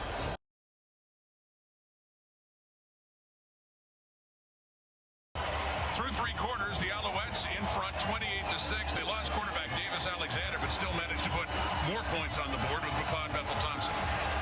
Yeah, and really not missing a beat. Bethel-Thompson, they gave him a couple of quick hitters. Got the hitch game going using both Bill Pott and Charleston Rambo to, I think, let him get a little bit of confidence, let him get in a little bit of a groove, and obviously with a veteran guy, that didn't seem to take long. And And the defense, too, of course. Good performances in the first two games. That continues. Only 6 points on the board so far for Montreal. And got some pressure in Trey Ford and able to stop him as well. Davis Alexander. It looks like he wants to come back in, but no official word on whether or not his day is done. You think with this lead heading to the fourth and that defense playing the way it's playing, that might be it for him. Handing off Justin Rankin. They got it down inside the 20. They've got a first down. So the Elks looking for that end zone. They've got a couple of field goals, still no touchdowns on the night. Justin Rankin doing what he does, lowering his shoulders and moving the pile here to advance the sticks and give the Edmonton Elks a fresh set of downs. Fresh off that big play we were looking for, Trey Ford to Stephen Dunbar, that has Edmonton thinking end zone here. That was a 40-yard play. Gets them down closer. They're inside the 20. And handing off to Rankin again. And just not much doing there. A crowd at Emmy Berglund and Beverett. And Taraku. Good job. This Alouette defense. This has been a trademark in Jason Moss's time and even before. But the defensive talent they had, certainly their Grey Cup year and since. And it's funny when the most outstanding player, defensive player in the East Division a year ago, Therese Beverett, a guy who has just filled every column of the stats sheet the last couple of years, has had a quiet day. Pressure on Trey Ford. Big chase. Gets into the end zone for an Edmonton touchdown. 18 yards, Trey Ford. He escaped the pocket, and that time, Montreal could not stop him. Legal contact, Montreal number 32. Penalties decline, results play with the touchdown. And you'll watch right about here, Joel Uguak is thinking he really is as fast as they say. Trey Ford getting around the corner in a hurry. Find the end zone. Big play sparked him. See if the Elks can continue this momentum. So that gets it down to 16 points. They're going to see if they can get it down to 14, going for 2 here. Early fourth quarter, and Edmonton finally finds the end zone. Trey Ford, pressure coming, end zone long, nice catch. Justin Rankin. Had to make a nice grab. He was in alone, but he hangs on. And so an 8-point drive for the Alouettes. The big part of it here, the touchdown run for Trey Ford. Edmonton still down 14, but finally have something going.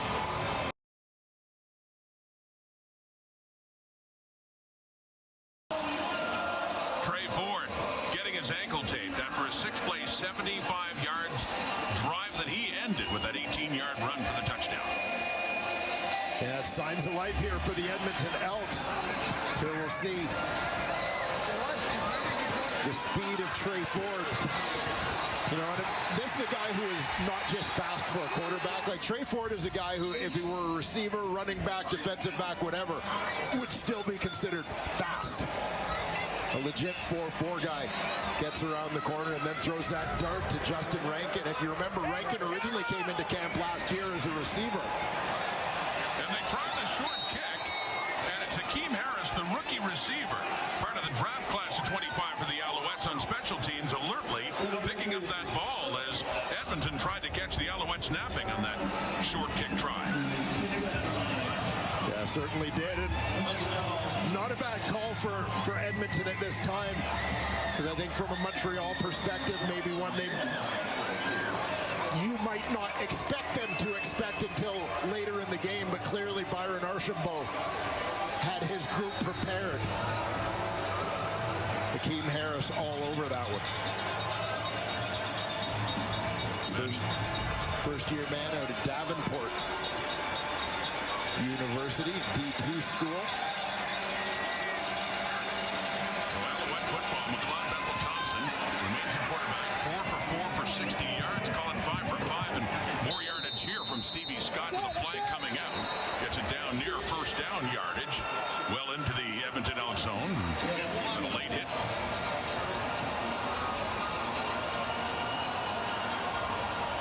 Major foul, roughing the passer. Edmonton number 94. Up 15 yards from the end of the play, an automatic first down. So very quickly on the heels of the short kick and the penalty, the Alouettes find themselves in that offensive green zone.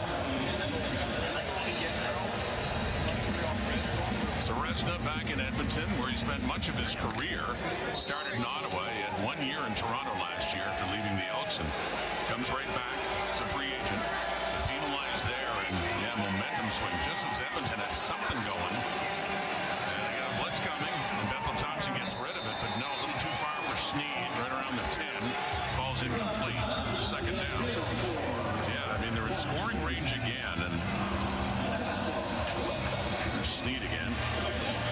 Yeah, just out of his reach as he's running that quick slant from the outside.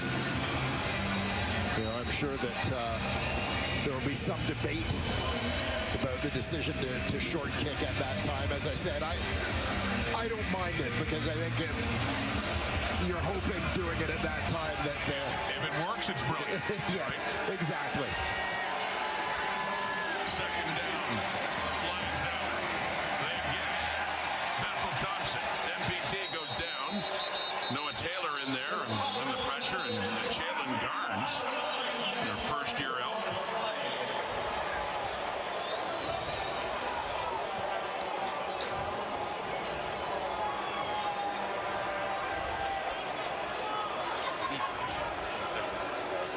Sacks are going to be 3 over. Indication offside against Offside. Montreal. Montreal number 85.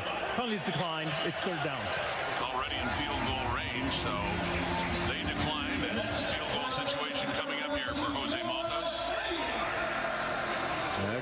Saw Garnes in on the play, a newcomer this season. Noah Taylor, I thought, was a nice mid-season addition for the Elks last year. Nice add to their defensive line rotation. Jose Maltos 2 for 2. Longest to 26. This one coming outside the 30. 3 for 3. With his trademark, show me your right biceps. Jason Moss's team answer with 3 back.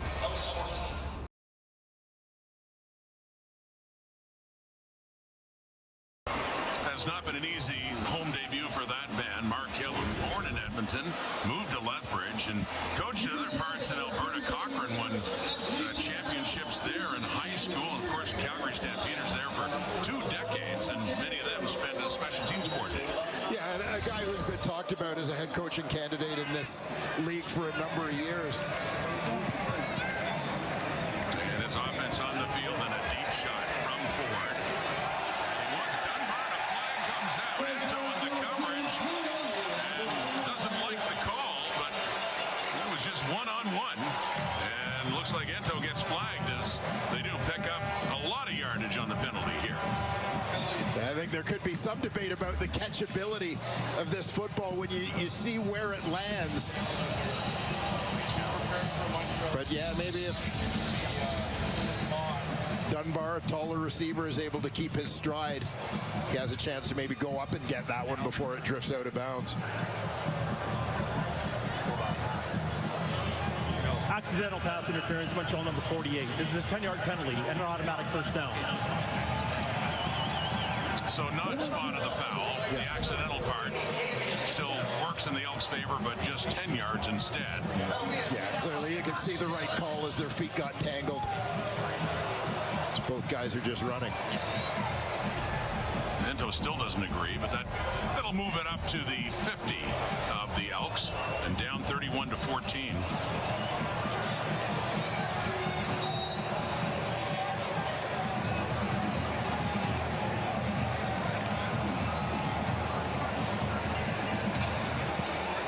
Needing more big plays. 17-point difference. Ford wants to load up, loses the ball as he's taken down, and Isaac Adeyemi Berglund falls on it. His second fumble recovery, the other one in week 1, went for a touchdown against the Argos. And what a great start for the runner-up and top Canadian last year, Isaac Adeyemi Berglund. They got heat on Ford.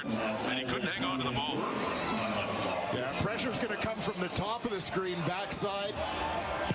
Tyrese Beverett, be credited with the strip. Adaemi Berglund is right there after the Elks quarterback.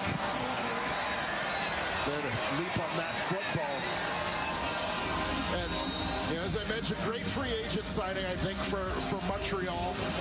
This is a guy who, after high school, went to Cégep in Quebec. Champlain, Lennoxville. Got a French immersion student through high school.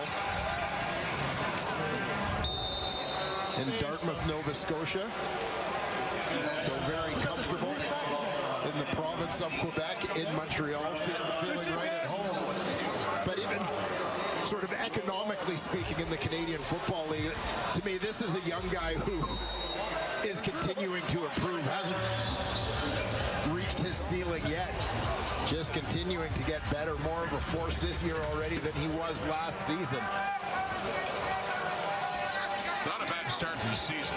He's got three sacks, got a couple of fumble recoveries, and a touchdown. So after the carry by Thomas Erlington, it's in the hands of Cole Speaker down inside the 25. And that will be a first down. McLeod Bethel-Thompson, the quarterback, since the injury earlier in the half to Davis Alexander. Yeah, and you mentioned earlier Davis Alexander, champing at the bit a little bit on the sidelines to get back in this ball game. But I mean, this is part of the reason you go out and get a veteran. Davis Alexander, we hope, will be fine, ready to play the next game. But you've got a veteran guy in whom you have faith that you don't have to put Davis Alexander in a compromised position here. Both of these teams certainly fit when it comes to quarterback depth. And back on the ground, and a big carry here for Sean Thomas Erlington, and another Alouette touchdown. Flies into the end zone. That running TD, 23 yards. And Montreal really opening it up now. Points off the turnover. And that fumble recovery by Isaac Adaemi Berglund, and it leads to a Montreal touchdown. Yeah, you look at a couple of short fields back-to-back after the attempted short kick by Edmonton, recovered by Akeem Harris. And here the fumble recovery, setting up the short field, setting the stage for that Sean Thomas Erlington touchdown run. First rushing touchdown of this season for Sean Thomas Erlington. And here in week 3 already, a more productive year on the ground than he had in all of 2024. Back with his hometown Alouettes after starting his career in Hamilton. And loving his time now as their starting running back. But yeah, this play here set everything up, Dwayne. Yeah, not a defensive touchdown, which the Alouettes have had in each of their first 2 games, but certainly points off a turnover. As in short order, Sean Thomas Erlington makes the Elks pay.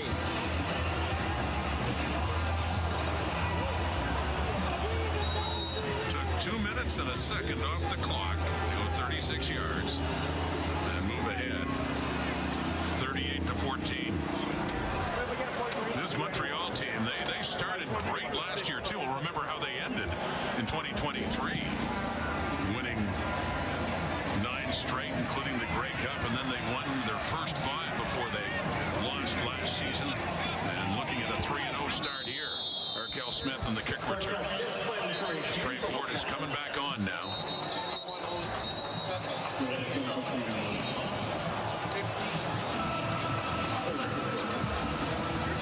There have been flashes, but overall just not enough from that offense. He's 15 of 18, but 126 yards, 40 coming on one play to Stephen Dunbar, and he's had 1 interception. Yeah, and I'm sure there will be discussion, obviously. Speculation is part of life in the world of pro sports, and about the possibility of getting Cody Fajardo into this football game. Yeah, Trey Ford has had his ups and downs. As you say, there have been flashes. It's a struggle. This Montreal defense is a struggle for far more experienced quarterbacks than Trey Ford. But the one thing about Cody Fajardo is you see last win in the month of June for Edmonton goes back to 2019. But Cody Fajardo, for as confusing as the Alouettes defense is, he's practiced against this defense every day for the last 2 years. From the Edmonton 37. Interesting fact from our statistician Dave Moore about that last time that they won in June 2019. And who was their head coach back then? I think he's in the building. Jason Moss. Jason Moss was. That was his last year. He had 4 seasons as head coach in Edmonton. His last game, actually, was in the Eastern Final. They crossed over, but his last victory as head coach in Edmonton came in Montreal. Beat the Alouettes. Upset them.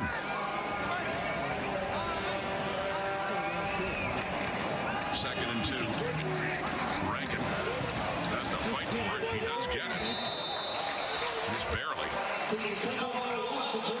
And I am sure the Alouettes will be happy to see Edmonton keep running the football.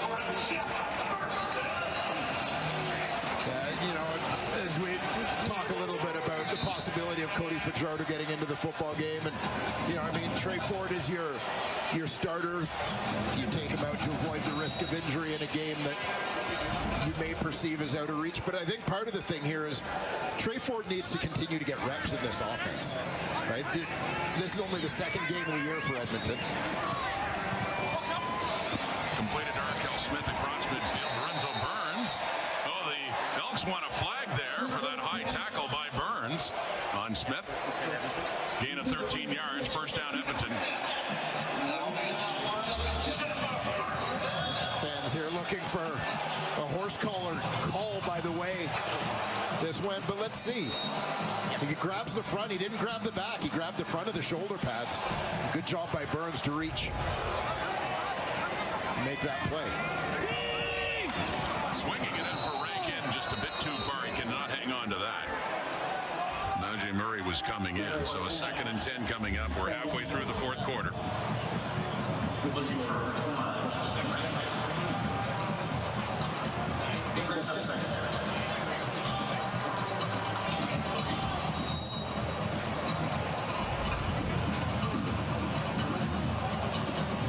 My producer, Chris Edwards. We're debating as to whether this was should be called a horse collar tackle. Rod, you're the tiebreaker. I'm the tiebreaker. I can't go against my producer. That is caught. That's Stephen Dunbar. Wesley Sutton there, but 6 catch for number 6, Dunbar. Down to the 33.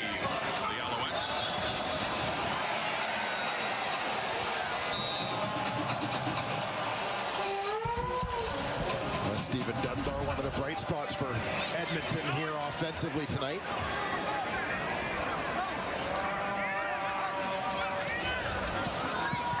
First down, deep look, down at the 5, touchdown. Curly Gittens.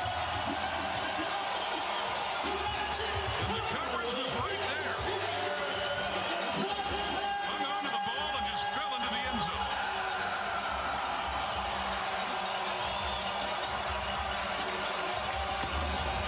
Felt a little bit like no one was yelling ball when the ball was in the air here. You see Curly Gittens Jr. Maybe Marc-Antoine Dubois just misjudged the trajectory of that one.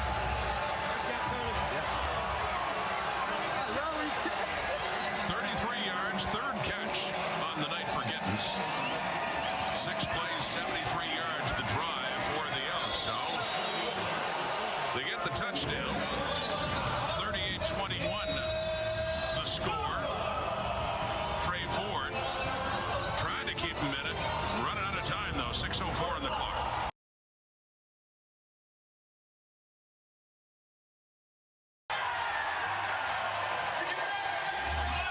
Curly Gittens Jr. with the touchdown.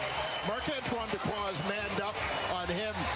Taiwan Mullen Mullen, listed as the nickel linebacker, is essentially the free safety here. So DePaul, the number 3 receiver, he's running with his hip. Mullen a little late to get over there. Ball thrown to the outside by Trey Ford. Allows Curly Gittens Jr. to make that catch just over the defender and into the end zone.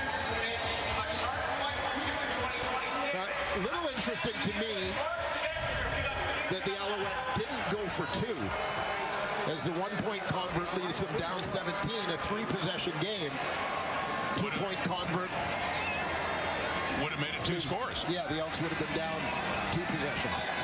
By 16, so it's Letcher on the return. And now the defense for Edmonton really has to stand up. It's out of Amaga Clements, good special teamer for the Elks out of Nebraska. Back comes McLeod Bethel Thompson in at quarterback. Much of the second half after the injury to Davis Alexander. And Tyrell Ford talking to Tom Gazzola before the start of the second half that they had things that they need to do to give themselves a chance. They haven't been doing it, and then there's still time, and they just have to do it. They have to execute. That is so true right now. 38-21 now. 2 and out. It'd be nice for Edmonton's defense, and that's a good start as they stuff the runner. Nick Anderson in there, and no gain at all for the Alouettes. Well, one of the things Jason Moss talked about is one of the greatest positives he took away from Montreal's Week 2 win in Ottawa was the way they closed out the game. They were able to run the ball very effectively down the stretch of that game, not give Ottawa a chance to get a possession and get back into it. Travis Tice had a lot of the carries down the stretch. He's not in the lineup tonight. It's Stevie Scott and Sean Thomas Erlington. Scott in there now. Flares out. Bethel Thompson. He's going to take off. Oh, and leaping as well, McLeod Bethel Thompson. Not known as much for his running, but he picks up 7 yards there. But it is the 2 and out that the Elks defense so desperately need. And they'll be presumably getting the ball back very soon. And McLeod Bethel Thompson going airborne over the tackle of Nick Anderson. He heads off. That's the first 2 and out for Montreal's offense in this game tonight. Joseph Zima on.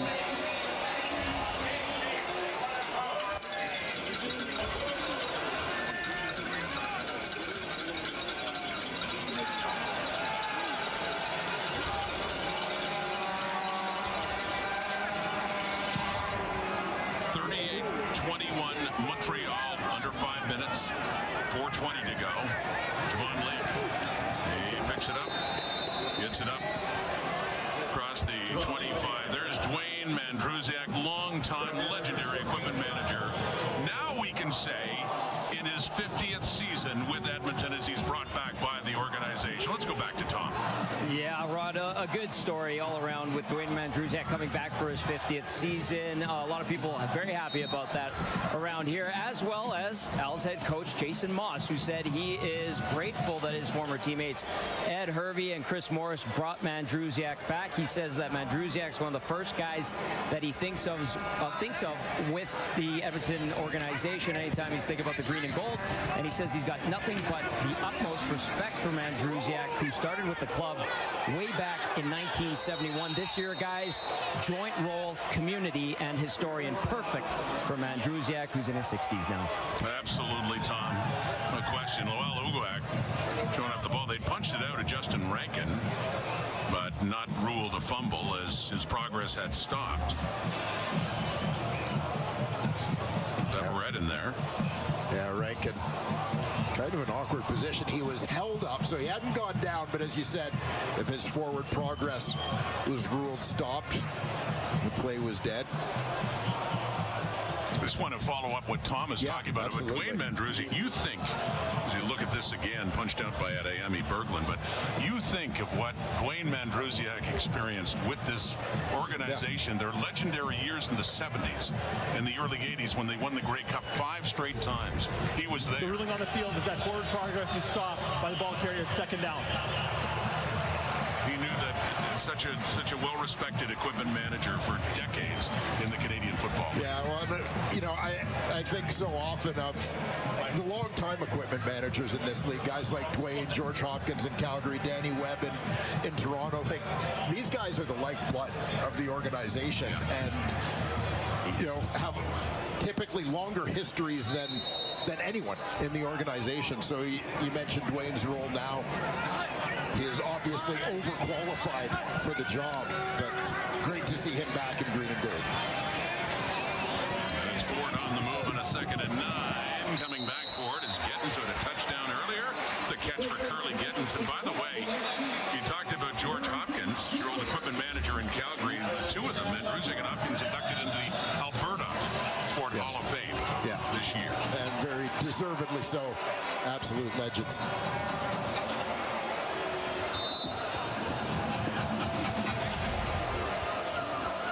Curly Gittins, 4th catch.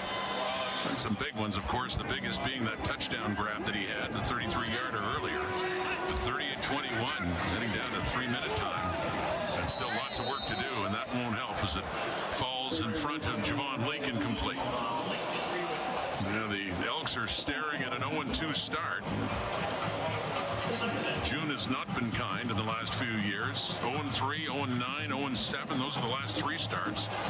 Now, quite possibly 0-2 as Montreal looks to improve to 3-0.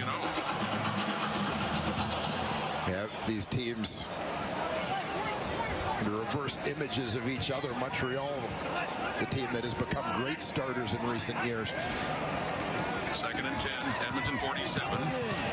And softer toss to Dunbar, and a good tackle on the play by Lorenzo Burns to halt him at the 50. And a 3rd down and long is coming in 3-down territory for the Edmonton Elks now, with a 3-minute warning being issued. And it's still the Alouettes comfortably leading it by 17. We'll be back.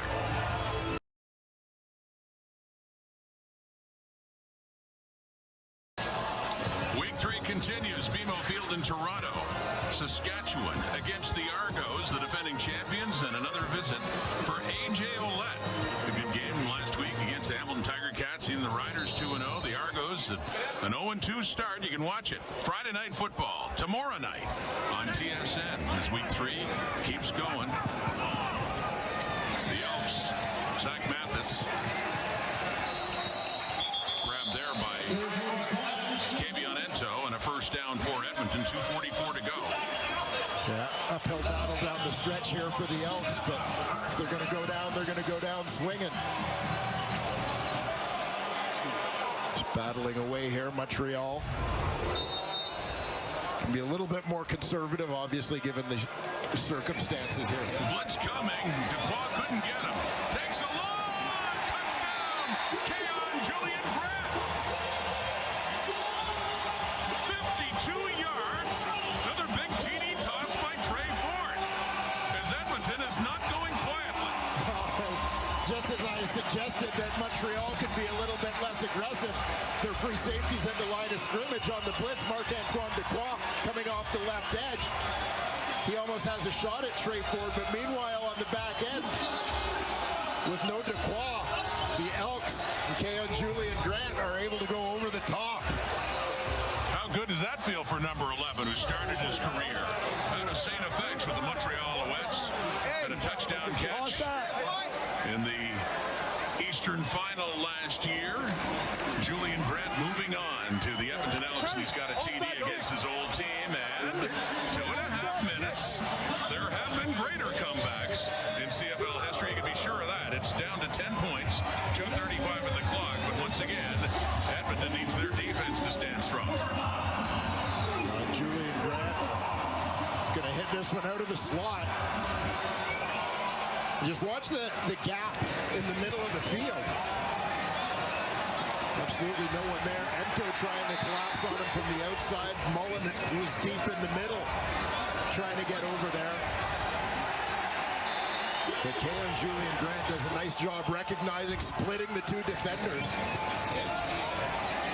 And Trey Ford throws another strike. His 2nd touchdown pass of this season, this night. The Elks had only 2 field goals, 6 points in the first half. They have 22 points and 3 touchdowns in the second half. Mark Killam trying to keep them fired up here. And the importance, they get the ball back and get another chance. See if they can make it a 1-score game. And then who knows? Byron Archambault and the special teams for the Alouettes. An alert now. Remember the short kick try by Edmonton before. That did not work out. More buzz in the crowd, though, at least, as Edmonton's offense has finally come to life here in the second half with big plays.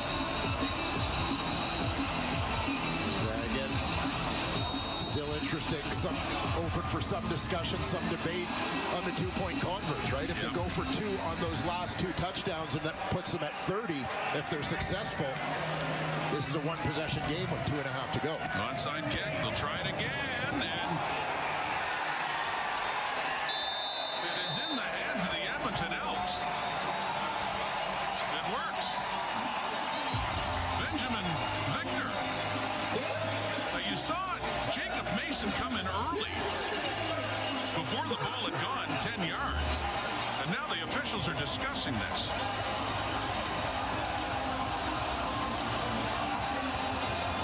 So Mason of the Alouettes had a crack at it.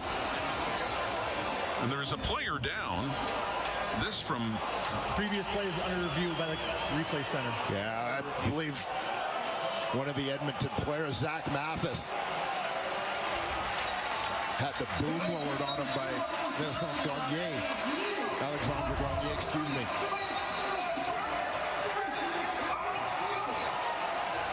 The ruling on the field of a touch is confirmed. Edmonton first down. So it works. Mason the first to touch it with the Alouettes, and Benjamin Victor on the Blanchard short kick gives Edmonton the football.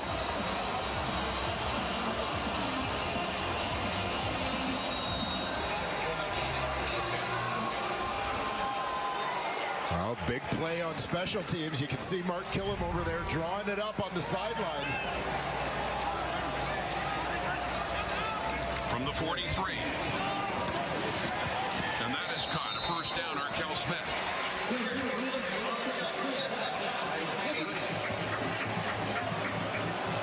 Check that a couple of yards shy of the first down, but it crossed the 50. But Trey Fort's number is now 25 of 30 for 277. 2nd and 3 coming up. Pressure coming, and there are hands in the passing lane again for the Alouette defense, intended for Gittins, but 3rd down, Montreal.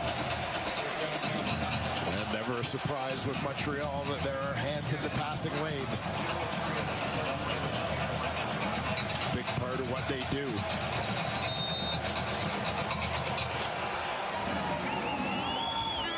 .222.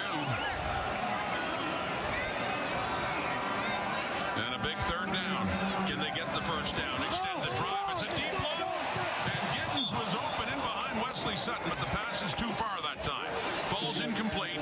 Turnover on downs. Montreal football in the Edmonton zone. Yeah, good read. The shot was there as Gittins was in behind coverage. 3rd and 3, the Alouettes defense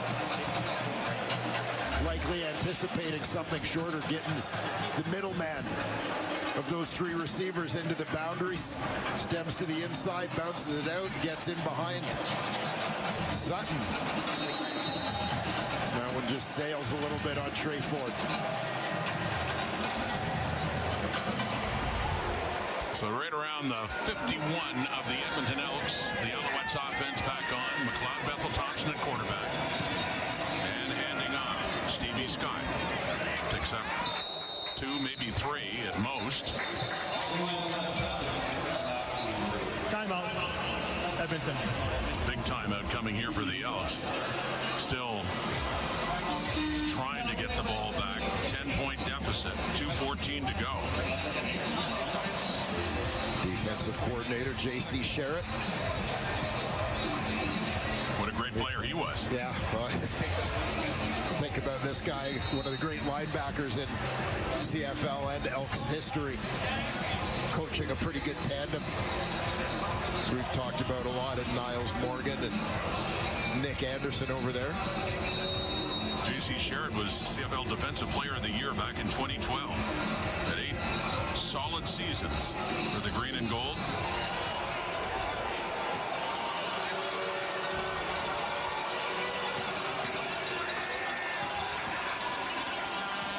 Second and 8. There's a deep look. Flag comes out. Receiver Austin Mack turned around with Cordell Jackson there with him. Flag way back near the line of scrimmage.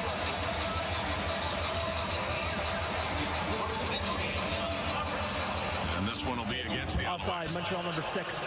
Penalties declined. It's third down. So the Elks, 10 points down, 2:09 to go, will get the ball back. This time further back, presumably, on the punt coming up here from Joseph Zima. Yeah, Elks are going to put 2 returners back because they don't want this ball to sort of get kicked to the wide side away from the returner. Don't want to let the ball get on the ground. They want to have a chance to return this. So it'll be Curley getting to the top of the field among the returners, and at the bottom, Javon Lee. See where Joseph Zima places this one.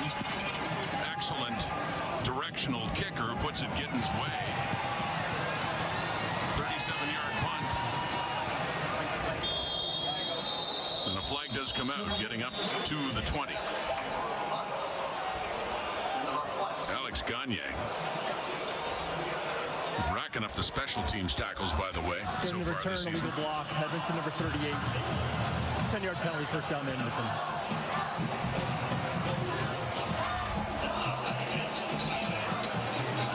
So the illegal block pushes them back that much further. There you Penalties see. half the distance from the 14-yard line.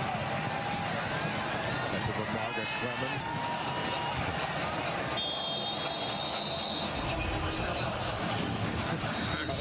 Alex Elks are going, yeah, let him know. Yeah. Well, hey, an early leader in special teams tackles and had 8 already in 2 games coming into this one. From the end zone. Now again, receiver getting away, Gittens. Just slightly in behind, but that's too far. You see Gittens coming out of the slot, the inside receiver here. Little change of pace type move. Again, just unable to connect.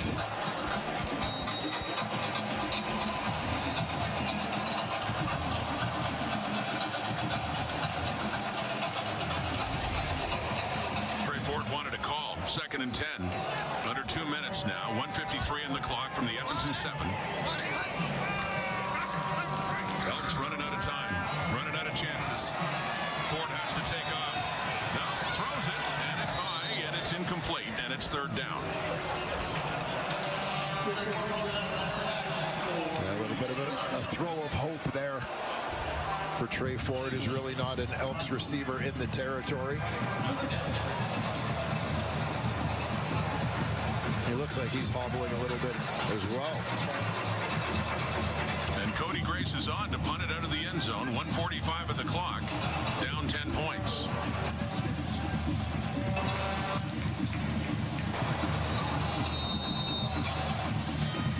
Oh, certainly flashes for the Elks offense, things to build on, but still lots of things to work on.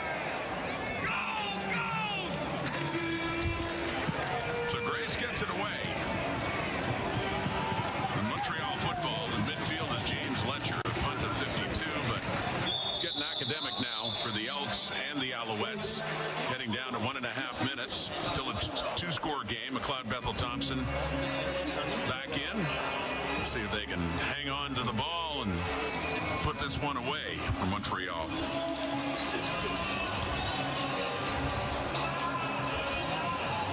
Lots of success for that man. There's quite a history with Edmonton football. From the time he arrived in 2001 as a quarterback and spent those years in the QB room with Ricky Ray. Ended up as their head coach from 2016 through 2019, and after a few years as an offensive coordinator in Saskatchewan, went to Montreal, and what a run so far in his 3rd season on the sideline for the Alouettes. That first year they caught fire. They won the Grey Cup in 23. upsetting the Argos in the East Final and Winnipeg in the Grey Cup. And last year, they were the top team in the CFL regular season. Jason Moss's Alouettes were, but they did have kind of a chilly ending after they clinched. And ultimately, the Argos turned the tables and knocked them off in the East Final. But not a bad time as head coach in Montreal. Yeah, and I mean, when you look at the overall record, not a bad time in Edmonton either. But yeah, certainly Montreal, you know, we've talked to Jason about this before. He has just been the right coach at the right time with that team. And, you know, obviously the fit between he and general manager Danny Machocha, with whom he goes way back to their time as coach and quarterback here in Edmonton. Danny Machocha. Whistled down with before the snap of the ball. Montreal. Alouettes taking a timeout. But it's a tandem that, again, the general manager, Danny Machocha, there he is. He won a Grey Cup as a head coach here in Edmonton. Back in 2005, he was general manager here. And they got to know each other so well from their Edmonton days when he went out to get a head coach, Danny Machocha. Moss was his guy back in Timer, 2023. please reset the game clock to 1:09. 1:09, please. You know, obviously both guys remaining in football, but despite going in different directions for a number of years. But one of the things that stood out to me, I remember finding a quote a few years ago where when Danny Machocha reacquired Jason Moss and brought him back for a second stint in Edmonton, and his quote was, "We've got our leader back."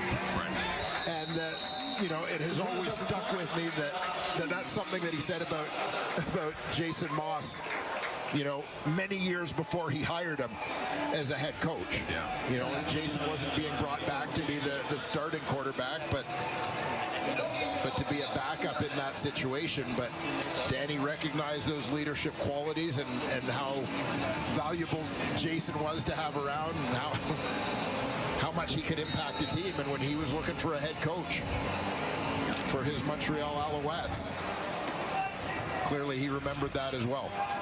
Well, he needed a job after losing his as Saskatchewan's offensive coordinator, and Machocha brought him in, and what a payoff in 2023 as they win the Grey Cup together.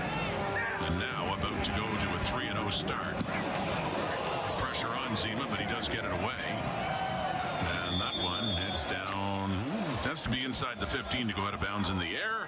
And it does indeed. A 41-yard punt for Zima. 39 seconds on the clock. We can just about officially declare the Alouettes to 3-0 and Mark Killam's Elks to fall to 0-2 at the start.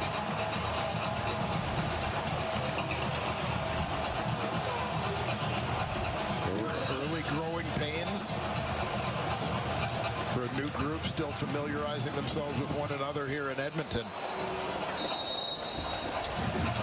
But, you know, one of the things we talked to Mark Killam about last couple of years in Calgary, that there were some tough times. One of the things Mark said he really strove to do as a coach was to remain positive, continue to bring the same energy regardless of what the team's record was. And I'm sure he'll do the same thing here as head coach of the Edmonton Elks. Perhaps fitting, given that Alouette front, how dominant. The second sack of the season for Alouettes, as they have dominated again. And there's Davis Alexander. Davis Alexander has improved now to 7-0, and that ties him for the second best all-time, along with Bo Levi Mitchell, the last one to start this well in a career, and Jeff Garcia, another Stampeder quarterback, Danny McManus at 8-0, leading the way. But he couldn't finish the game, and a lot of that's precautionary, I'm sure. But he gets the win, and he played well. Yeah, fantastic start and victory. Great performance for Davis Alexander. Throw it into a crowd, and Gittins does come up with it. 18 seconds to go. By the way, 5 sacks on the night for the Alouette defense. That defense has been so strong, despite the flurry of points, if you will, in the second half for Edmonton to stay close in the game. There's the GM, Ed Hervey. First year back in Edmonton as their general manager, and disappointed, I'm sure, in this home opener to see the team fall to an 0-2 start. Off to Leak, and he falls down. And the Alouettes ready to move up. Red Flags playing their third game coming up.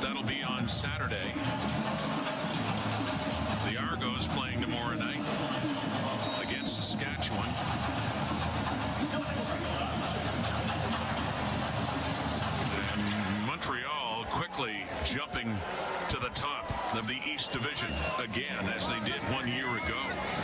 Looking like a dominant team for the most part tonight.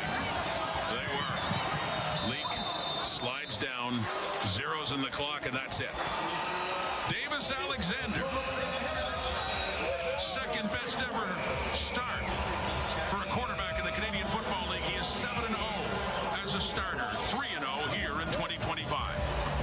Yeah, we came in talking about the Alouettes defense, and they certainly did nothing to slow down that talk, but the offense with a terrific performance here as well as Montreal. Certainly looking like they're on a little bit of a mission here to start the 2025 season. And as for the Edmonton Elks, we mentioned growing pains, a lot of changes in this Edmonton lineup. It'll take some time for them to find their way. Some flashes here tonight, and they'll just have to try to build on those positives, correct the negatives along the way. Congrats for Davis Alexander, who did admit earlier this week he kind of enjoyed the stat, but even he knows and acknowledges, of course, these victories